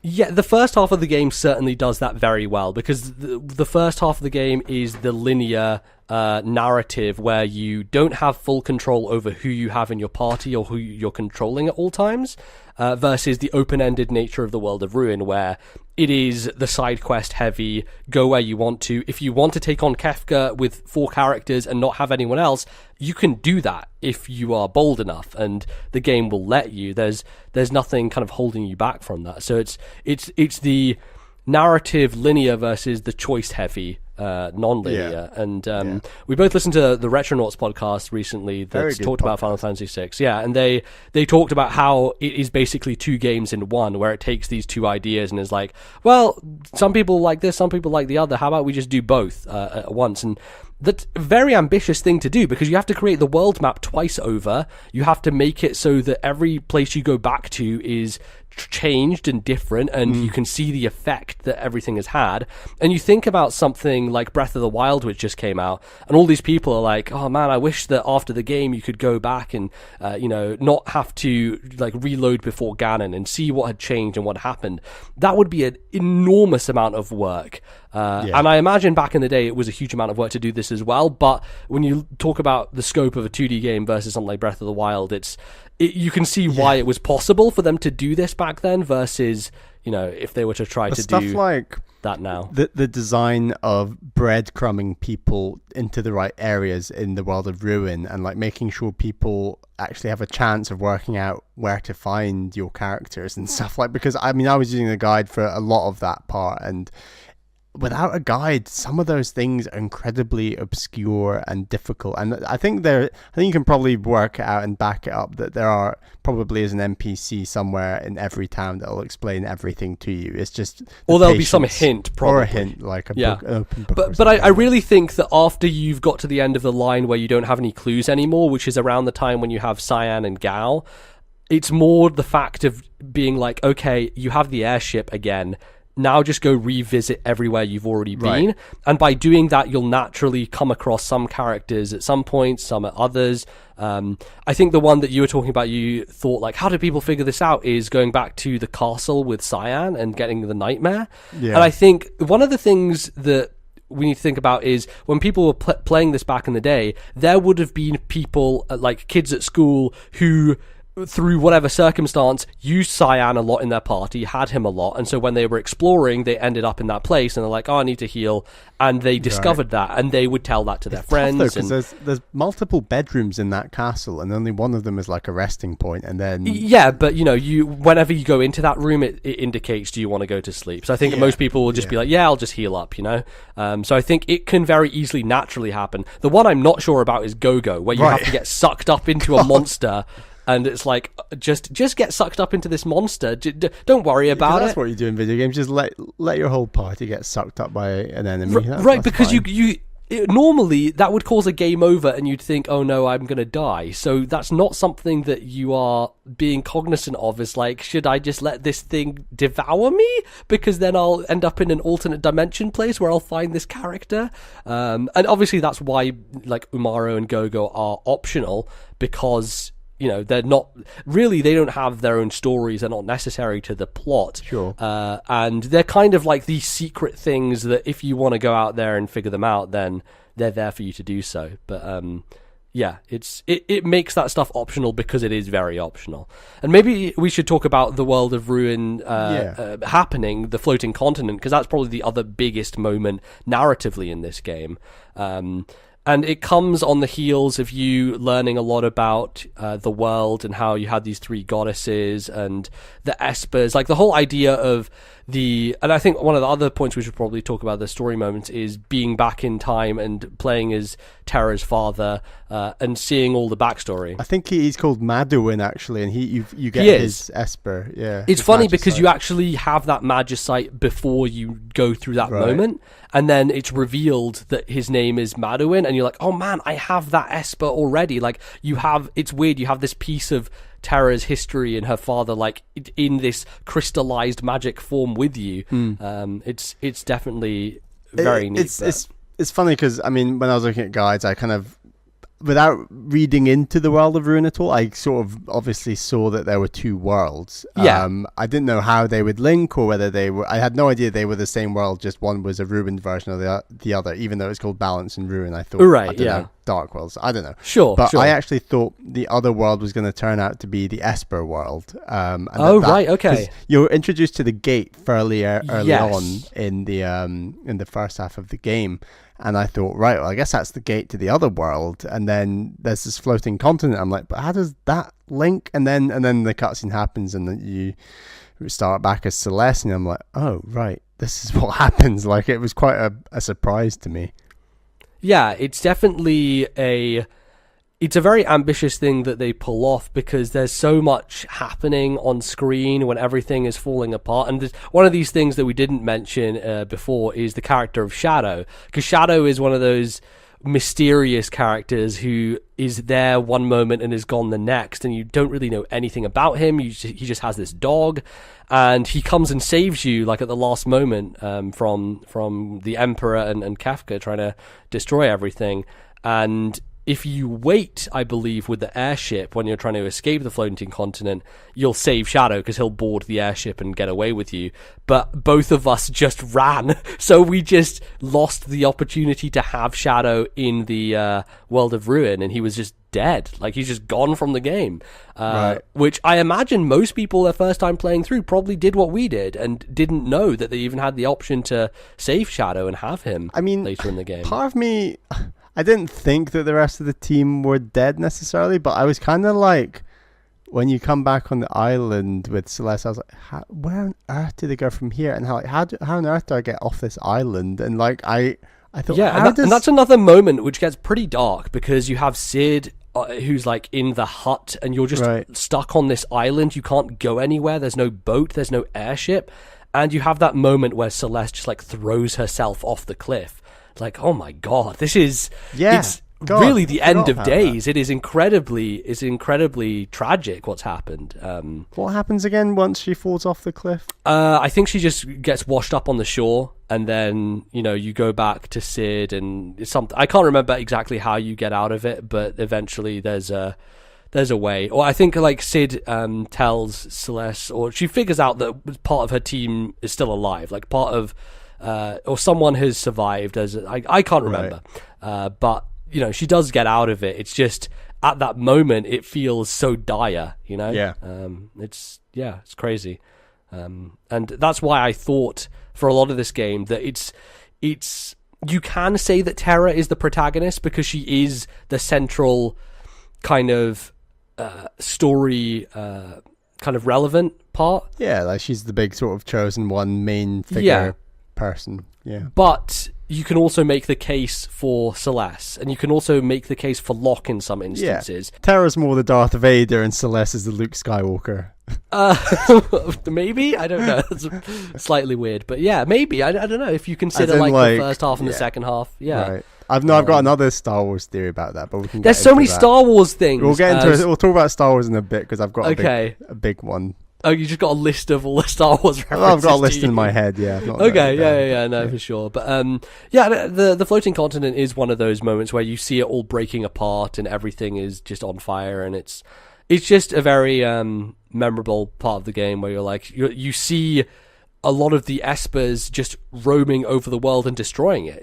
It's crazy. One earlier part of the game that we didn't actually note down that I've just remembered is the dinner sequence, like with the Emperor, right? And you have that whole part beforehand where you have to talk to all the soldiers. Do you remember that? It's where you're like running around, you're like talking to them, and you have a time limit. And then you have that soldier who comes with you and is killed by when the betrayal happens. Like, that's after the dinner, actually. And yes, so General Leo, we should talk about him. I thought that whole scenario was just so weird and interesting, like that betrayal and like the politics of the first half of the game. Like, it was, how do you say it? Like, it was weird being on. There's like a ship you're on where you interact with Leo, and there's like mechs on the ship, and it was like, this is weird. I'm on like an imperial ship here. Like this. Basically, you're forced into working for the Empire essentially. And throughout that whole conversation with the Emperor, you're like, this is not going to go well. He's not lowering his guard for us or anything. I could tell, like, there's clearly something up. At that point, he's imprisoned Kefka, and you think, right, he's had a lunatic, like, lieutenant or whatever Kefka's rank is, and then it's like, right, I trust the Emperor because he's actually being honest. He's saying, look, the Esper world is going to destroy us all. We need to work together. And you kind of think, well, he's kind of right, I guess. So I guess let's go along with it. Yeah, it is that whole, and I think that is something like trope-wise that is definitely taken from somewhere, but it's a cool moment, especially during that dinner sequence, because you are questioning and like giving answers to stuff, which is a part that I'd almost forgotten about as well.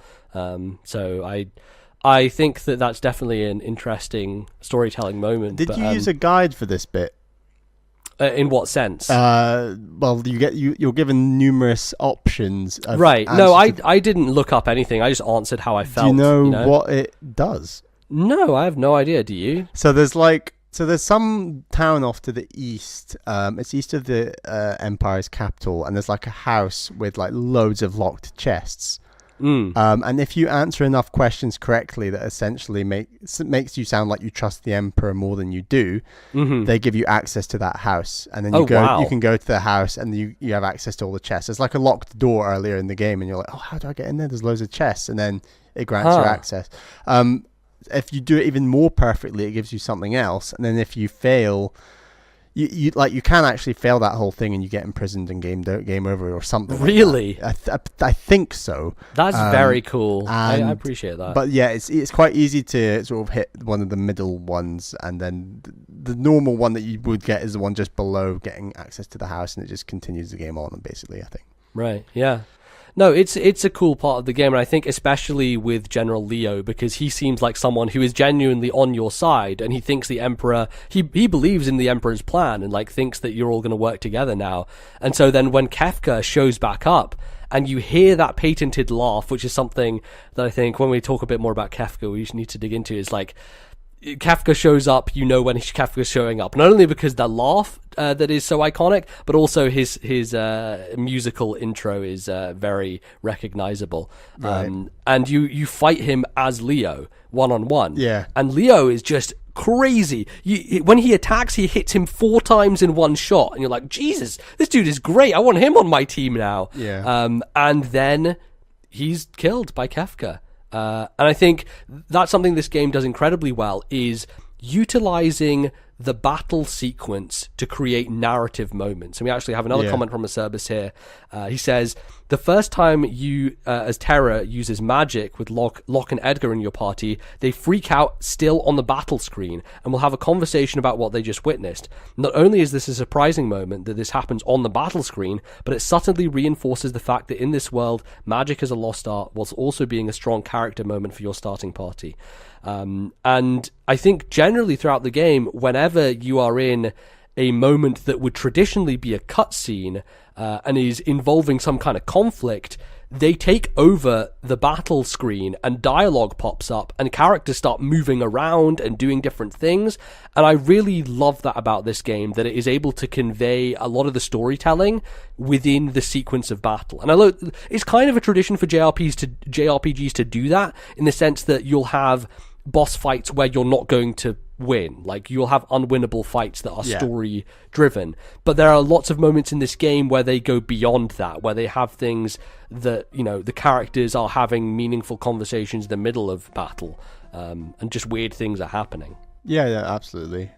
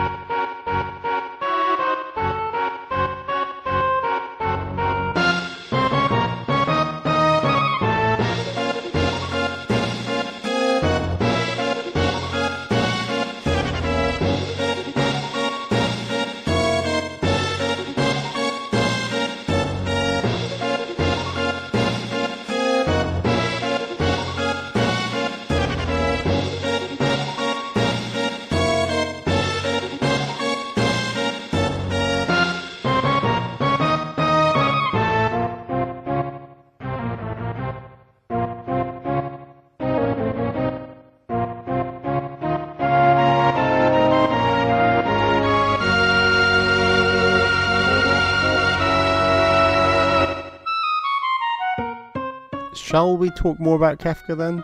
Yeah, let's talk about Kefka. So he definitely he kills General Leo. He also kills the Emperor. Yeah. Just at the end of the floating continent. Retronauts, they talked about how Kefka's like a Joker style villain. Like and he is a clown basically, and it's kind of hard to tell with the sprite that he has that, but you can kind of, if you squint enough, like figure out what he's like. But he's not really the character that you pay attention to until you realize that he's being set up as the main villain. You know, like he is a general in the army. He is pretty sickeningly evil in the sense that one of the most tragic parts of the game, where Cyan's family are killed, it's all with Kefka poisoning the water. He poisons the water, which murders literally everyone in Doma Castle. And it's that kind of, you know, siege tactics can go to a place that are pretty horrible, and he just takes the plunge there and then. And it's really awful, the kind of stuff that he does. And then sort of his character linked into sort of the ending, and he has power after the first half of the game. He's basically in his tower, and he has this beam that just shoots across the world and just destroys whole villages just for the fun of it, really. So it's like this crazy sense of destruction where there's no point to it whatsoever. And like he obviously wants the power of like becoming a god, which is essentially what he is in the second half of the game.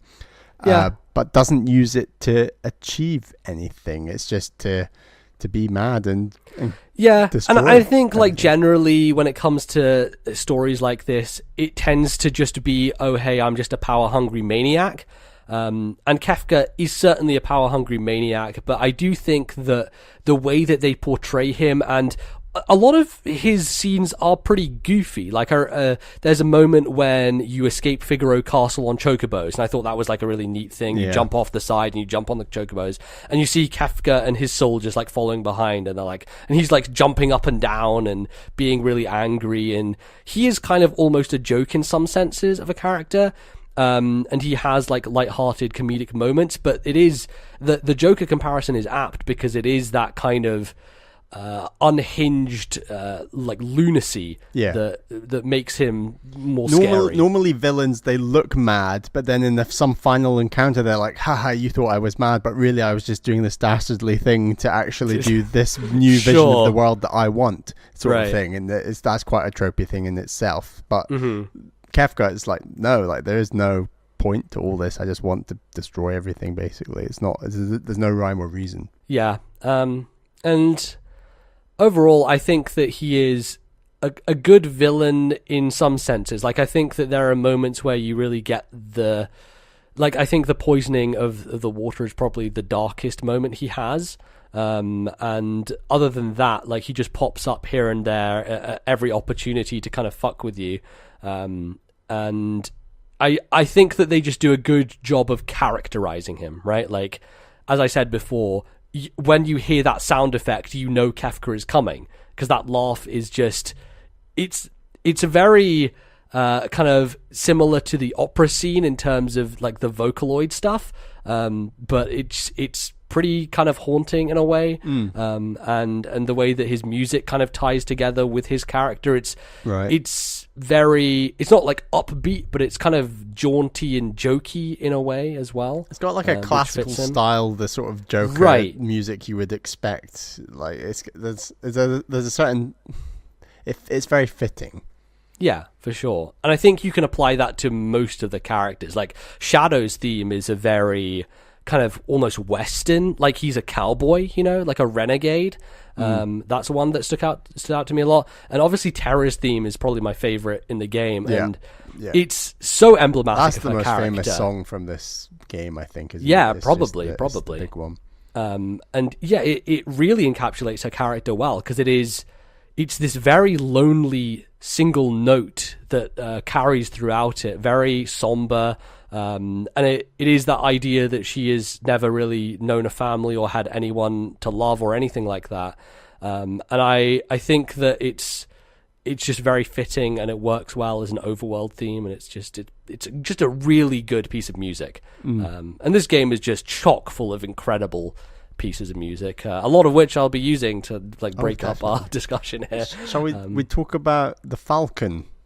Sure, that's another cool moment. Not like super elongated, but again, it's a Star Wars reference being thrown in there. The idea that I think in my notes I wrote down Setzer is Lando because he had won the Falcon from this character called Daryl, and the idea that he has gone through and there's this sequence when you're walking down the stairs and you see these memories in the background of the history of this airship and his past with this other character. And I think it's just a very smart way to show that story, stuff. Yeah. Like to tell it, like narratively convey what had happened in the past of like walking through the memories almost, like physically. It's a great moment. Shall we get into Star Wars references then? Go on, Bally. Throw all your Star Wars references at me. One right at the start that initially hit me was the Biggs and Wedge are the other two mechs that you're alongside with Terra. Well, I think technically his name is Vix or something, right? It's not Biggs. Yeah, because in Final Fantasy VII they do the exact same thing. Only in Final Fantasy VII they're actually called Biggs and Wedge. In this game, I believe the one of them is called Wedge, the other one is called Vix or something. Okay, so right. No, it might be a translation thing to do with Ted Woolsey, who is the person who translated this game. And who, the other day when I finished Ori and the Blind Forest, I was going through the credits and I was like, wait, Ted Woolsey, his name popped up at the end. I'm like, wait a second, he was the guy who translated Final Fantasy VI and he worked on Ori and the Blind Forest? That's weird. It's not overt then that Vix is Biggs, but you can figure it out if you have any knowledge of Star Wars. There's obviously the Falcon, as we've mentioned. There's a moment where you discover Celeste as Locke, and aren't you a bit short for a stormtrooper? Is it a stormtrooper, or is it for an Imperial soldier or something? Yeah, something along those lines. It is a Princess Leia moment for sure. But you are dressed up as a soldier. Yes. Initially, when I started the game, the whole idea of an empire and like this resistance, and not only that, but this idea of magic being something that what used to be in the universe, but not anymore, like the Force, that was a big one for me. Yeah, that's true. I didn't think about. I'd go even further than that and describe the first half of the game as being a lot more like the prequel trilogy. Hold on, and the second half of the game being like the original trilogy. And what I mean by that is that Kefka coming to power is almost like Order 66. It's like the Empire taking control.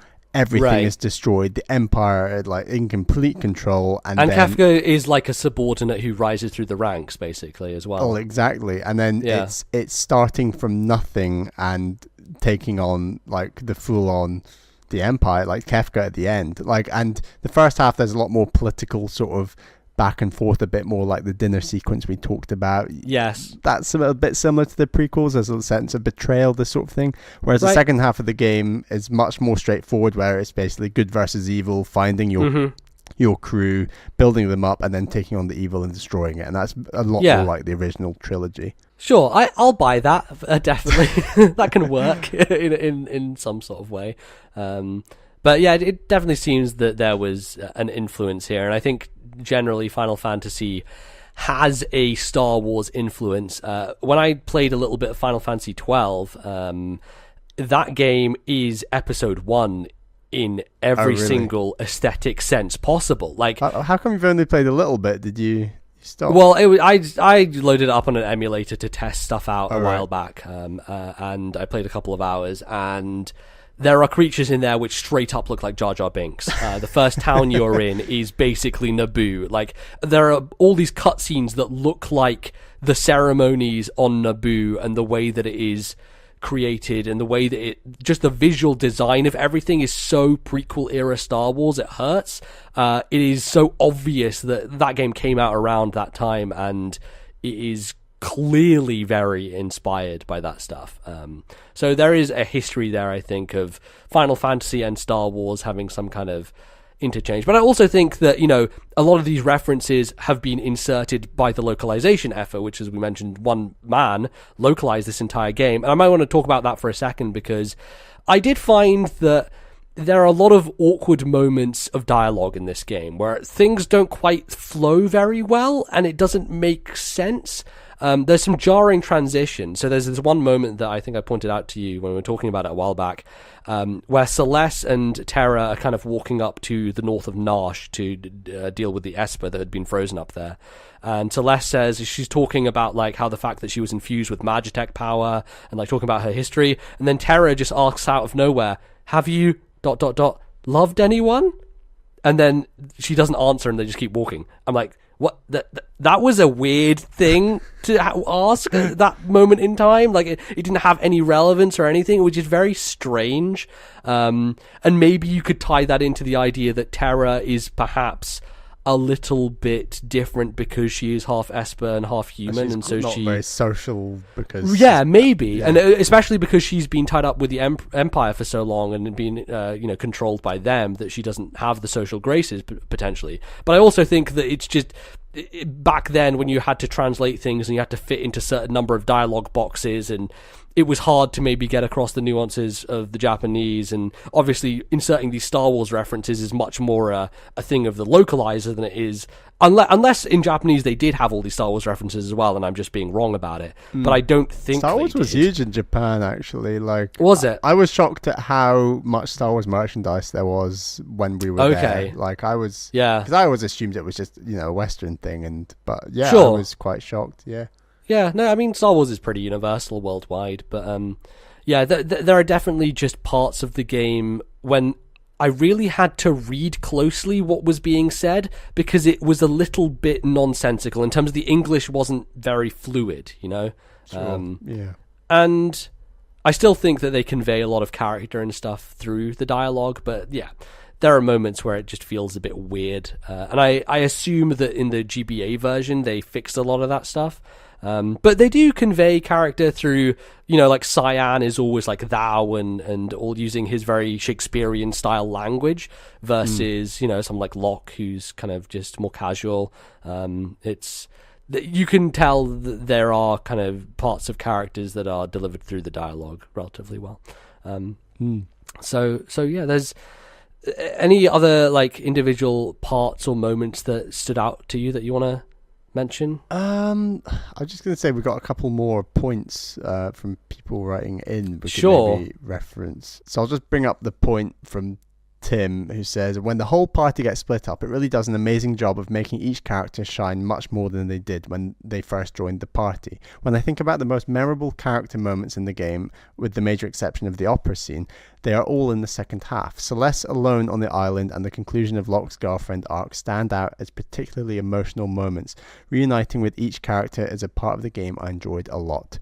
Yeah, I was going to say like the Locke moment with the Phoenix magicite, and it's like does the girlfriend like wake up and then basically vanishes, like rises? Yeah, I believe so. Yeah, I think that she's kind of like, I'm glad to see you one last time, but I can't stay here. And then he gets the Phoenix magicite, I guess, back. Because that was his idea. The way you get Locke back is you go down into this area, and it's a pretty long dungeon, a pretty tough dungeon, where you're splitting up the party a bunch. And we haven't talked a lot about that, but the game does, in terms of its structure, split you up a lot of the time. And you have that one moment at the beginning where it's like, okay, now you have these three party members have all gone in, or three groups have gone in different directions. Which one do you want to follow first? And you have that's the most non-linear the first half of the game gets, where you get the choice of those three paths. And then multiple times during dungeons, including the last dungeon, you have to make multiple parties because you have these different characters. Like you have at least 8 characters going into the Locke scenario if you're smart about it. And then you have to like hit switches in order to get people to move through other places and like help each other out. Each party helps the other one out through environmental puzzles, essentially. And so you get all the way down and you find Locke, who is there looking for this Esper, which would help him to bring his previous love back. But it doesn't really work out fully. And I think for the story narratively, it probably works better that Locke and Celeste end up together as opposed to this previous relationship he'd had. I think for me, that moment doesn't really land super well because there wasn't a lot of history going on with that character. Go there at one point in the game and you see his reaction to it, but you don't get too much backstory, as far as I recall, unless there's a cutscene. I feel like you might have missed a cutscene in the first half. I'm not sure. I did go there with Locke, and I didn't really get anything. He's just very sad. He's kind of standing over her, and he's just sad. So I don't know. I feel like there was one before that, maybe, because I don't know. Okay. I don't know. I feel like there was one or two cutscenes about Locke in that one town where she's like lying. Yeah, maybe. I'm not sure. I can't remember. That's the thing about this game. There's so many moments. Like, it's really actually hard to remember how the story all unfolds and like links up. But yeah, there are a lot of moments, and a lot of them are very memorable and interesting and different. Like, I love the moment on the river when you're on the raft and you have to choose which directions you're going in, and you're constantly getting into battles as you're fighting down the river. It's just a really cool change of pace and something unique and different. And just that game constantly does that throughout. And I found a lot of the dungeons very fun to do. It was tough to stay alive because sometimes, the enemies were pretty brutal and you had to make sure you were managing your health and everything well. But I liked they didn't feel overwhelmingly huge and hard to figure out. The puzzles were very simple, and it was a lot of stepping on switches and activating things and letting people come through. And obviously there are those moments where, like, I think it's in the town where they have the kind of where Sid is, where the Magicite factory is. There are pipes that you have to go through that I didn't know you could go through, and you have to like hang on to kind of chains that move back and forth and stuff like that. So that stuff maybe was a little bit difficult to figure out, but generally I found the dungeon design pretty great, and I enjoyed going through them more than I thought I would. I found the game generally a lot easier than I thought. Maybe I'm just getting that JRPG experience in Nbz. Perhaps, yeah. I'm getting better at these things. Yeah. I felt like there was nothing overly challenging, both in terms of dungeon layout and the difficulty of bosses, and like definitely working out where to go next was tough at quite frequent points. But sure, especially in the second half of the game because it is open-ended.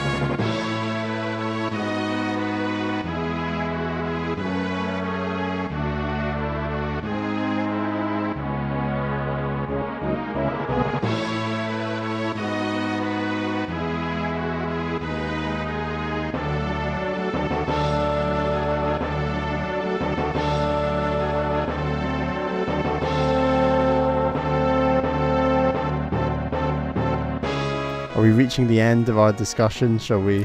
Well, I don't know. There's a few more things maybe to bring up. When we're talking about the structure of the game, because we have mentioned like the whole split in the past, we have another comment from Tim, which is, I believe the main reason that Final Fantasy VI is held up as one of the greatest RPGs of all time is entirely due to the brilliance of the second half of the game.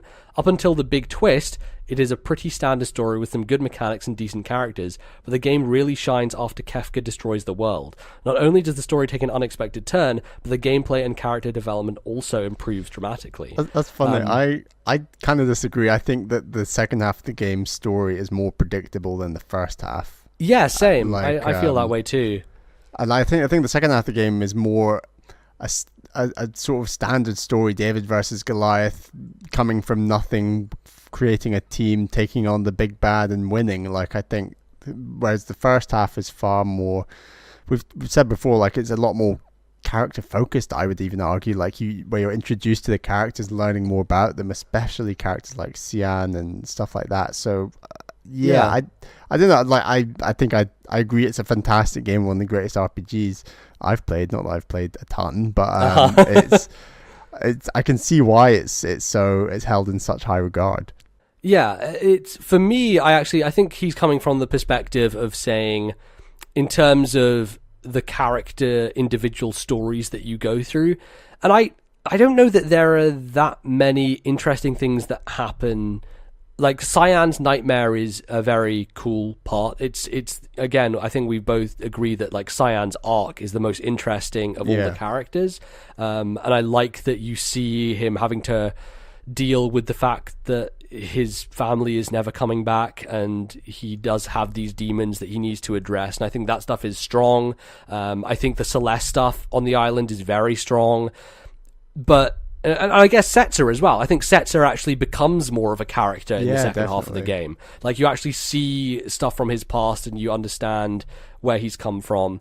But for me, the lock moment didn't hit that hard. And actually, the one thing I do want to mention actually is Terra, because I think Terra does have a good arc in the second part of the game where she does, like I mentioned before, where she was talking to Celeste about love. And I think the thing that Terra ends up realizing is that the love that she has is for, you know, having a family and having kind of maternal instincts and having the, you know, those kids around her and those other two characters who I can't remember their names, but living in that town and having people to, you know, to strive for and to look after. Yeah, and there's that line at the end where it's like, oh, but Terra, you're half Esper and magic is going to be, like, removed from this world.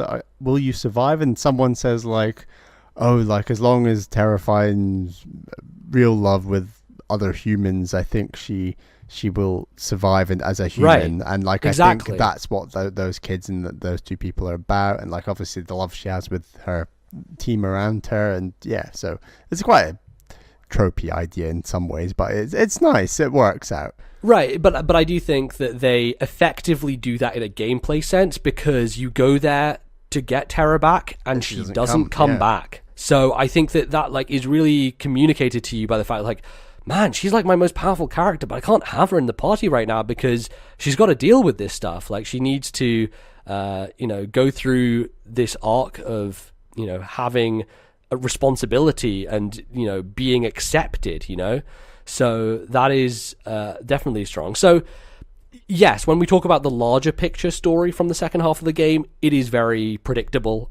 You know, you fight the big bad and boom, he's dead. But there are those moments with each character that are very cool. And, you know, even Cyan, like when he's sending letters to that girl who thinks that her boyfriend is still alive, and then you have that moment where he's embarrassed and, like, tries to hide all the flowers that he has in his room. Yeah, is very good. So yeah.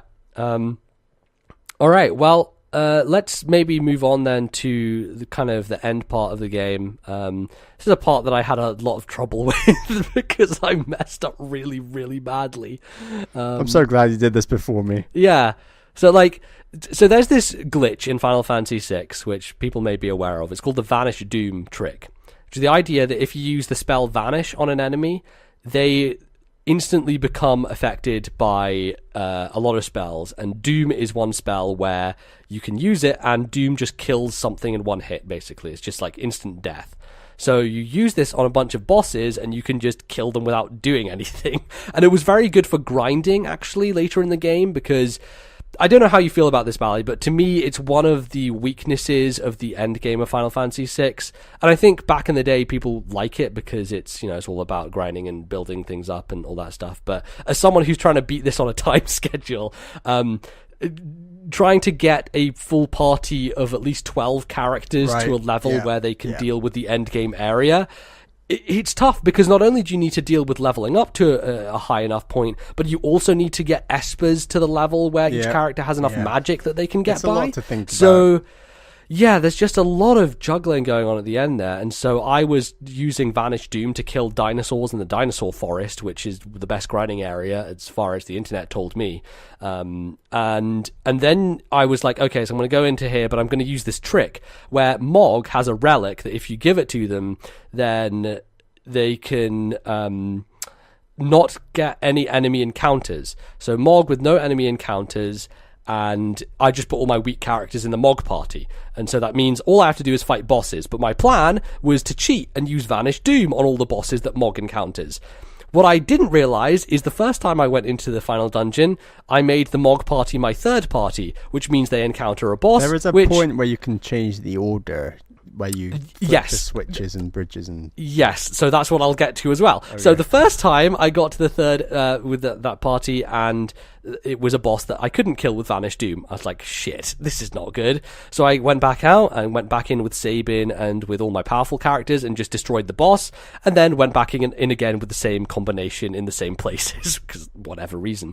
And then I got back to that second area where you have to stand on the switches, and just because I chose the wrong side to do first, the third team ended up in front of the big tank boss, which also cannot be killed by Vanish Doom. So I'd read up on this before, I was prepared, I thought, but apparently the order in which you put the parties depends what bosses they encounter, and I didn't look up which bosses were immune to Vanish and Doom, and I ended up twice. I went through the final dungeon 3 fucking times because I messed it up that much. It was bad. It was rough. I heard this, and then like I made base level of all my characters 42 at least. Sabin was like 58, I think. Terra was 55, Celeste 56 or something, and I split them all evenly so that all parties were roughly equally powered, and did it first time, thank God. But yeah, that's probably the smartest thing to do, honestly. I agree. I just tried to cheat my way by. For the end game, it is a challenge. We've said this about JRPGs in the past on the show. Like, just when they make the final boss just that much more difficult than the rest of the game. And like, I don't think Final Fantasy VI is necessarily a hard game, but you do have to be leveled up and know what you're doing to beat this final boss. And like, I think that when we played Earthbound in our third retroactive Backlog Club, giving away no stealing ideas. We came up with this idea. Yeah, totally. I think we agreed that Earthbound was much better at just naturally leveling, and like it didn't feel like we had to grind that much even for the final boss. Yeah, absolutely. That's something that I think Final Fantasy VI is an exceptional game. Me too. I still think that Earthbound and Chrono Trigger are better JRPGs. I think the crux of that matter is that they are exceptionally paced in terms of you never need to grind, and it's always like giving you something new and interesting. And Final Fantasy VI does that, but I do think the World of Ruin, while different, is not as fresh and surprising as the first half of the game, maybe. And it's still amazing. I still love it, but there is value to me in a RPG that is does not ask you to go out of your way to get all these level ups. Although, to be fair, early on I was pretty much enjoying the Esper stuff. That's because I only had a few party members, and to me, if you have a good class system or a good like way of getting stuff onto your party members that you naturally want to, the grinding comes as a byproduct, right? So when I was playing Dragon Quest VII, I wanted to get all the classes, so I was naturally leveling up by getting class points as opposed to just going there to grind for level ups that I didn't really know where to end. Like, I had an end point, and with Espers you have an end point. You know that I'm going to get this spell, and then I can switch over and get this other spell. So you have these miniature, like, micro goals when you're leveling up, which I think benefits the grinding part of the game, because I was at the end like trying to get Vanish Doom on as many people as possible, so I didn't really feel like I was going for levels. Like, as you said, your Sabin was way over leveled. You probably didn't intend for him to be 58, but he ended up that way because you needed him in the party for whatever reason. Right.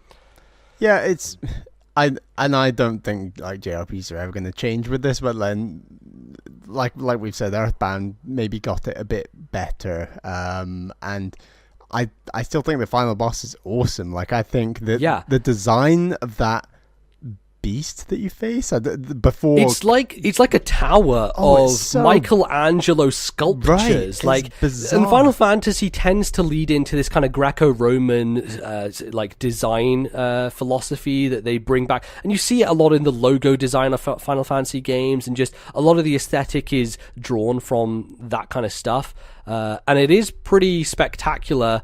I mean, that's if you're looking at it as opposed to trying not to die, but you can still admire it while dealing with the boss. It just looked incredible.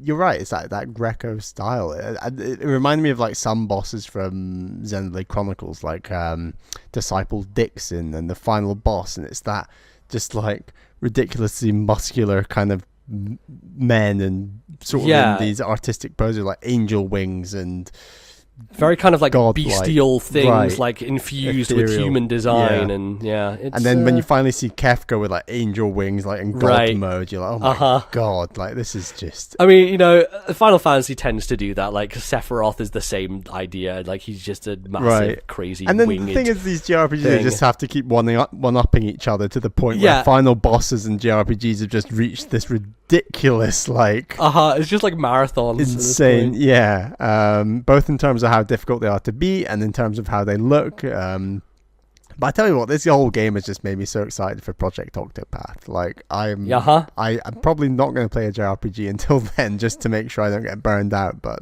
like, really excited. Yeah, it's definitely a very special game, and there are so many things that we haven't even talked about because there is just a lot packed into it. I think it is so dense in terms of the amount of individual moments you have and just interesting little things that the game, you know, does and throws at you.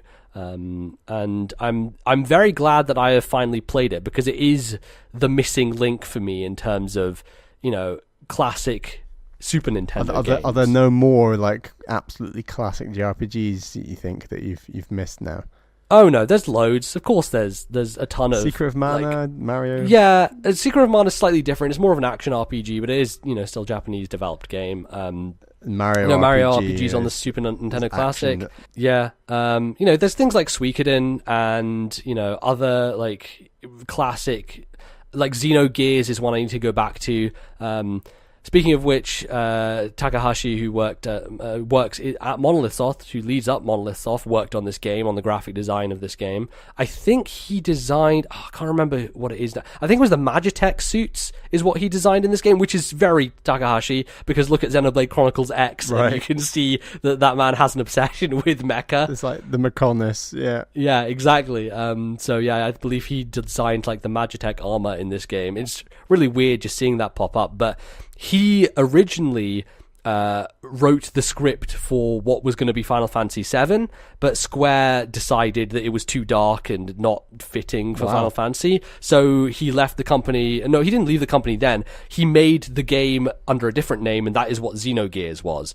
So I think that's the first Xeno game, and that game is held in very high regard, and I really would like to play it at some point. Unfortunately, it's not available in the European PlayStation Store, so have to find some weird workaround to play that at some point, but yeah, and then he left Square Enix and then went on to found Monolith and made Xenosaga and all the Batten Kaitos, and then obviously bought by Nintendo, and they made Disaster Day of Crisis and the Xenoblade series. So yeah, it's cool to see those names pop up at the end and everything. We were just saying off mic, but this is the last Final Fantasy that was released on a Nintendo system. Yes, yeah, and remade on Game Boy Advance, I guess. So that's also Nintendo, right? Of course.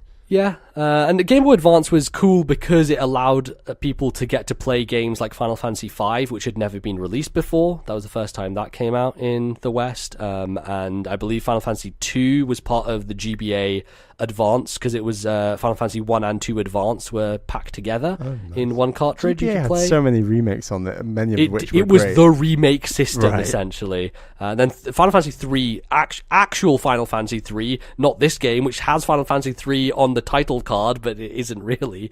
There's a DS version of Final Fantasy 3. So it's possible to play every Final Fantasy in English at this point, even though back in the day when this came out, this was the third Final Fantasy for many Western fans. But you think it's unlikely there'll be any sort of Final Fantasy compendium on Switch?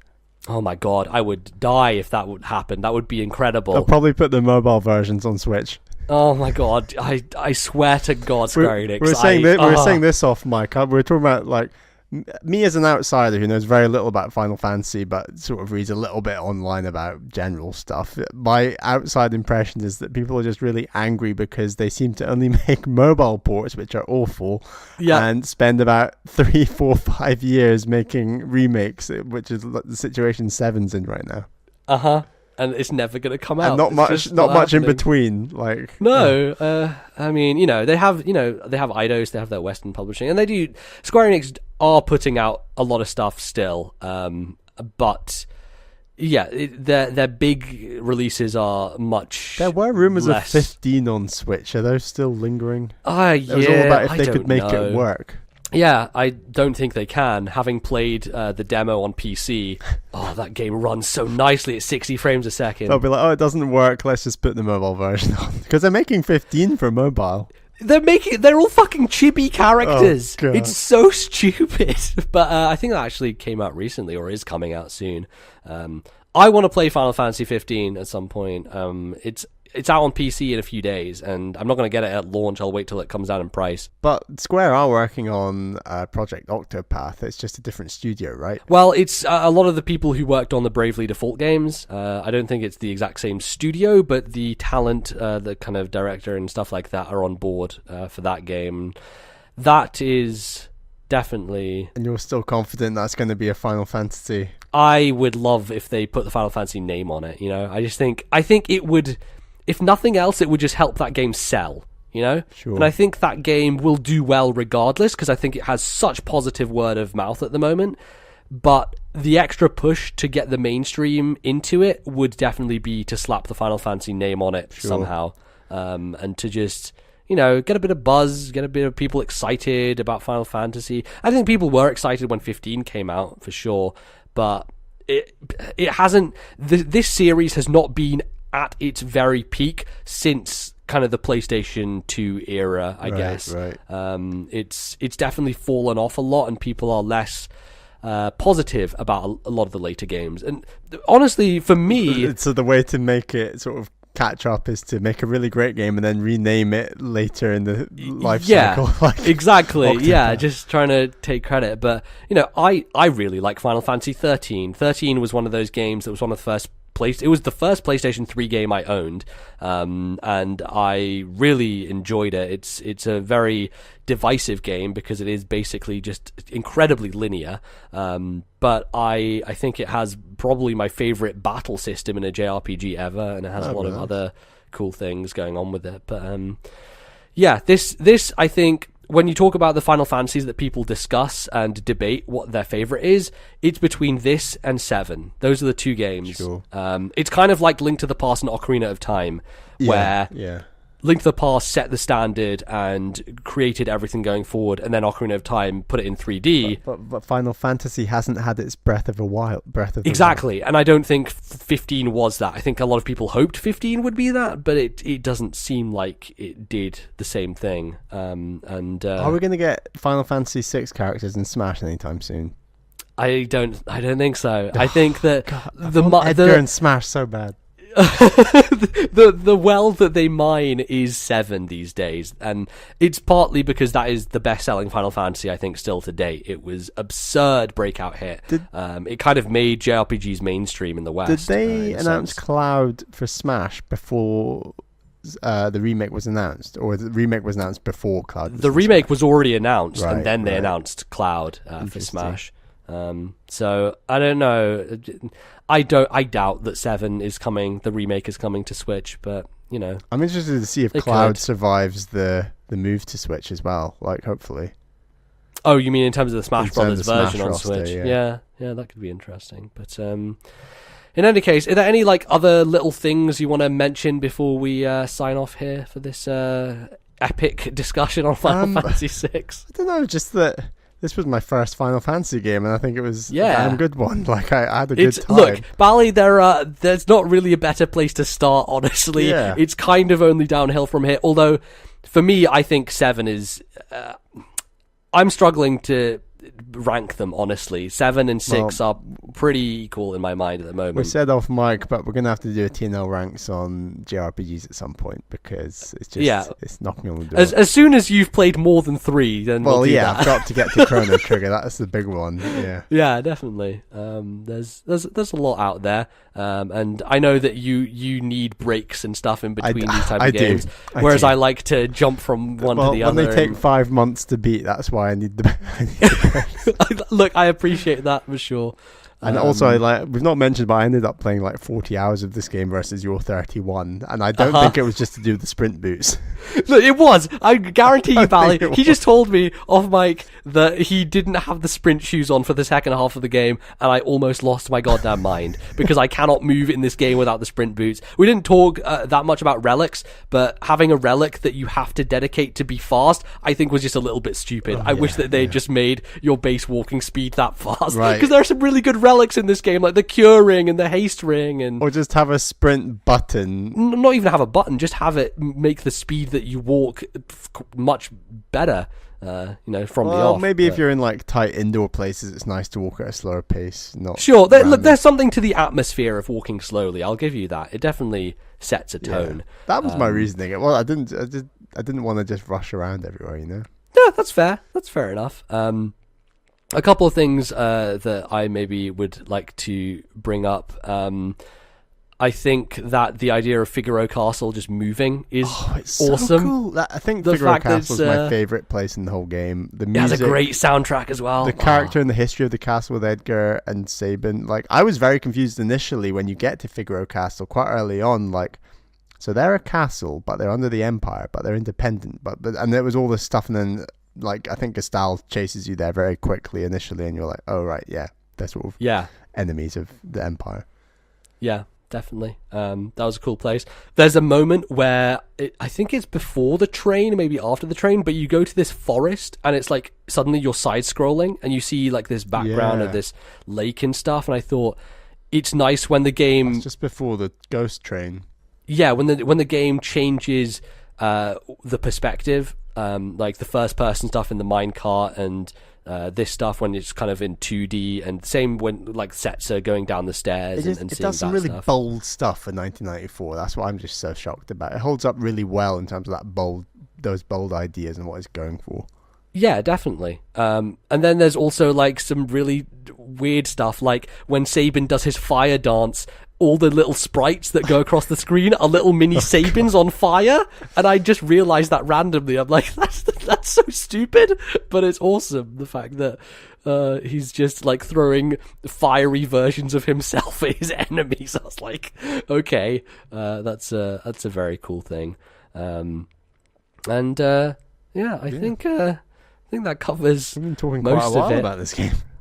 We have, yeah. We promise our next Backlog Club will be a shorter game. Yes, that is for sure a thing that we need to do, because it takes a lot of time to get through this game when you also are playing other games normally. So I think it was good to do this, but we definitely need a bit of a break, and we will figure that out, what we want to do next. Obviously, we have our Patreon where people can vote for next Backlog Club game, so we will get a list together of a few choices and then see what people think, and we can move on to whatever is next. But now, pretty much closes things out, Bally. Where can people find you on the internet? I'm on Twitter at Ballyman91. That's BALLYMAN91. Give me a follow on there. Follow the podcast Twitter account. That's at TNL Podcast. Best place to go to find out when new episodes on Patreon are out. Find out when the YouTube version's out. We post it all through the Twitter account, so make sure to follow that. Absolutely. Speaking of Patreon, we have our Patreon backers who give us $10 a month, and we need to thank those people, Bally. They are, of course, Atari Alex and my girlfriend Caroline. So thank you very much for your $10 tier support. Absolutely. That is very, very helpful, and thank you everyone else who supports us on Patreon. We should say that TNL Takes is going to come out a week today, and we're going to talk about YouTube, the ins and outs of that controversial topic that is getting deep. The mass corporation that is YouTube. But I feel like it's just going to turn into a discussion of capitalist corporations. My favorite. It's going to be a dark, apocalyptic future that we all live in. Yes, well, we'll talk about that for sure. It'll be fun in many ways. You can find me on Twitter. I'm at Lord NBZ. And you can find the show in various places. We're on iTunes, or on YouTube, or on Stitcher. Any good podcatcher out there that you can download us on, Pocket Casts or whatever, Beyond Pod, all these other ones that exists. Leave us a review. Yeah, reviews are great. They are very helpful to us. They will allow more people to find the show and listen to it, and get some more big, long episodes out like this. Because spread the word. It's a lot of effort goes into stuff like this. I have to play a 40-hour game and then discuss it for 2 more. It's certainly a thing that we enjoy doing, but boy, it takes a lot of time. I think that pretty much covers us, Bally. I just want to end by saying I really like the final shot of this game, which is an animation that I don't think you see anywhere else. And Terra stands at the front of the airship, and you just have her hair blowing in the wind. Oh yeah, she finally lets her hair down after lets her hair 40 down. hours of game. Yeah, and I just liked that moment. I thought it was just a nice cap to the end of the game. So, Bally, let's stand at the metaphorical edge of the TNL ship as our hair flows in the wind. TNL, indeed. And we'll see you next time on the next episode of This Nintendo Life. Thank you all for listening. We'll be back very soon. Goodbye.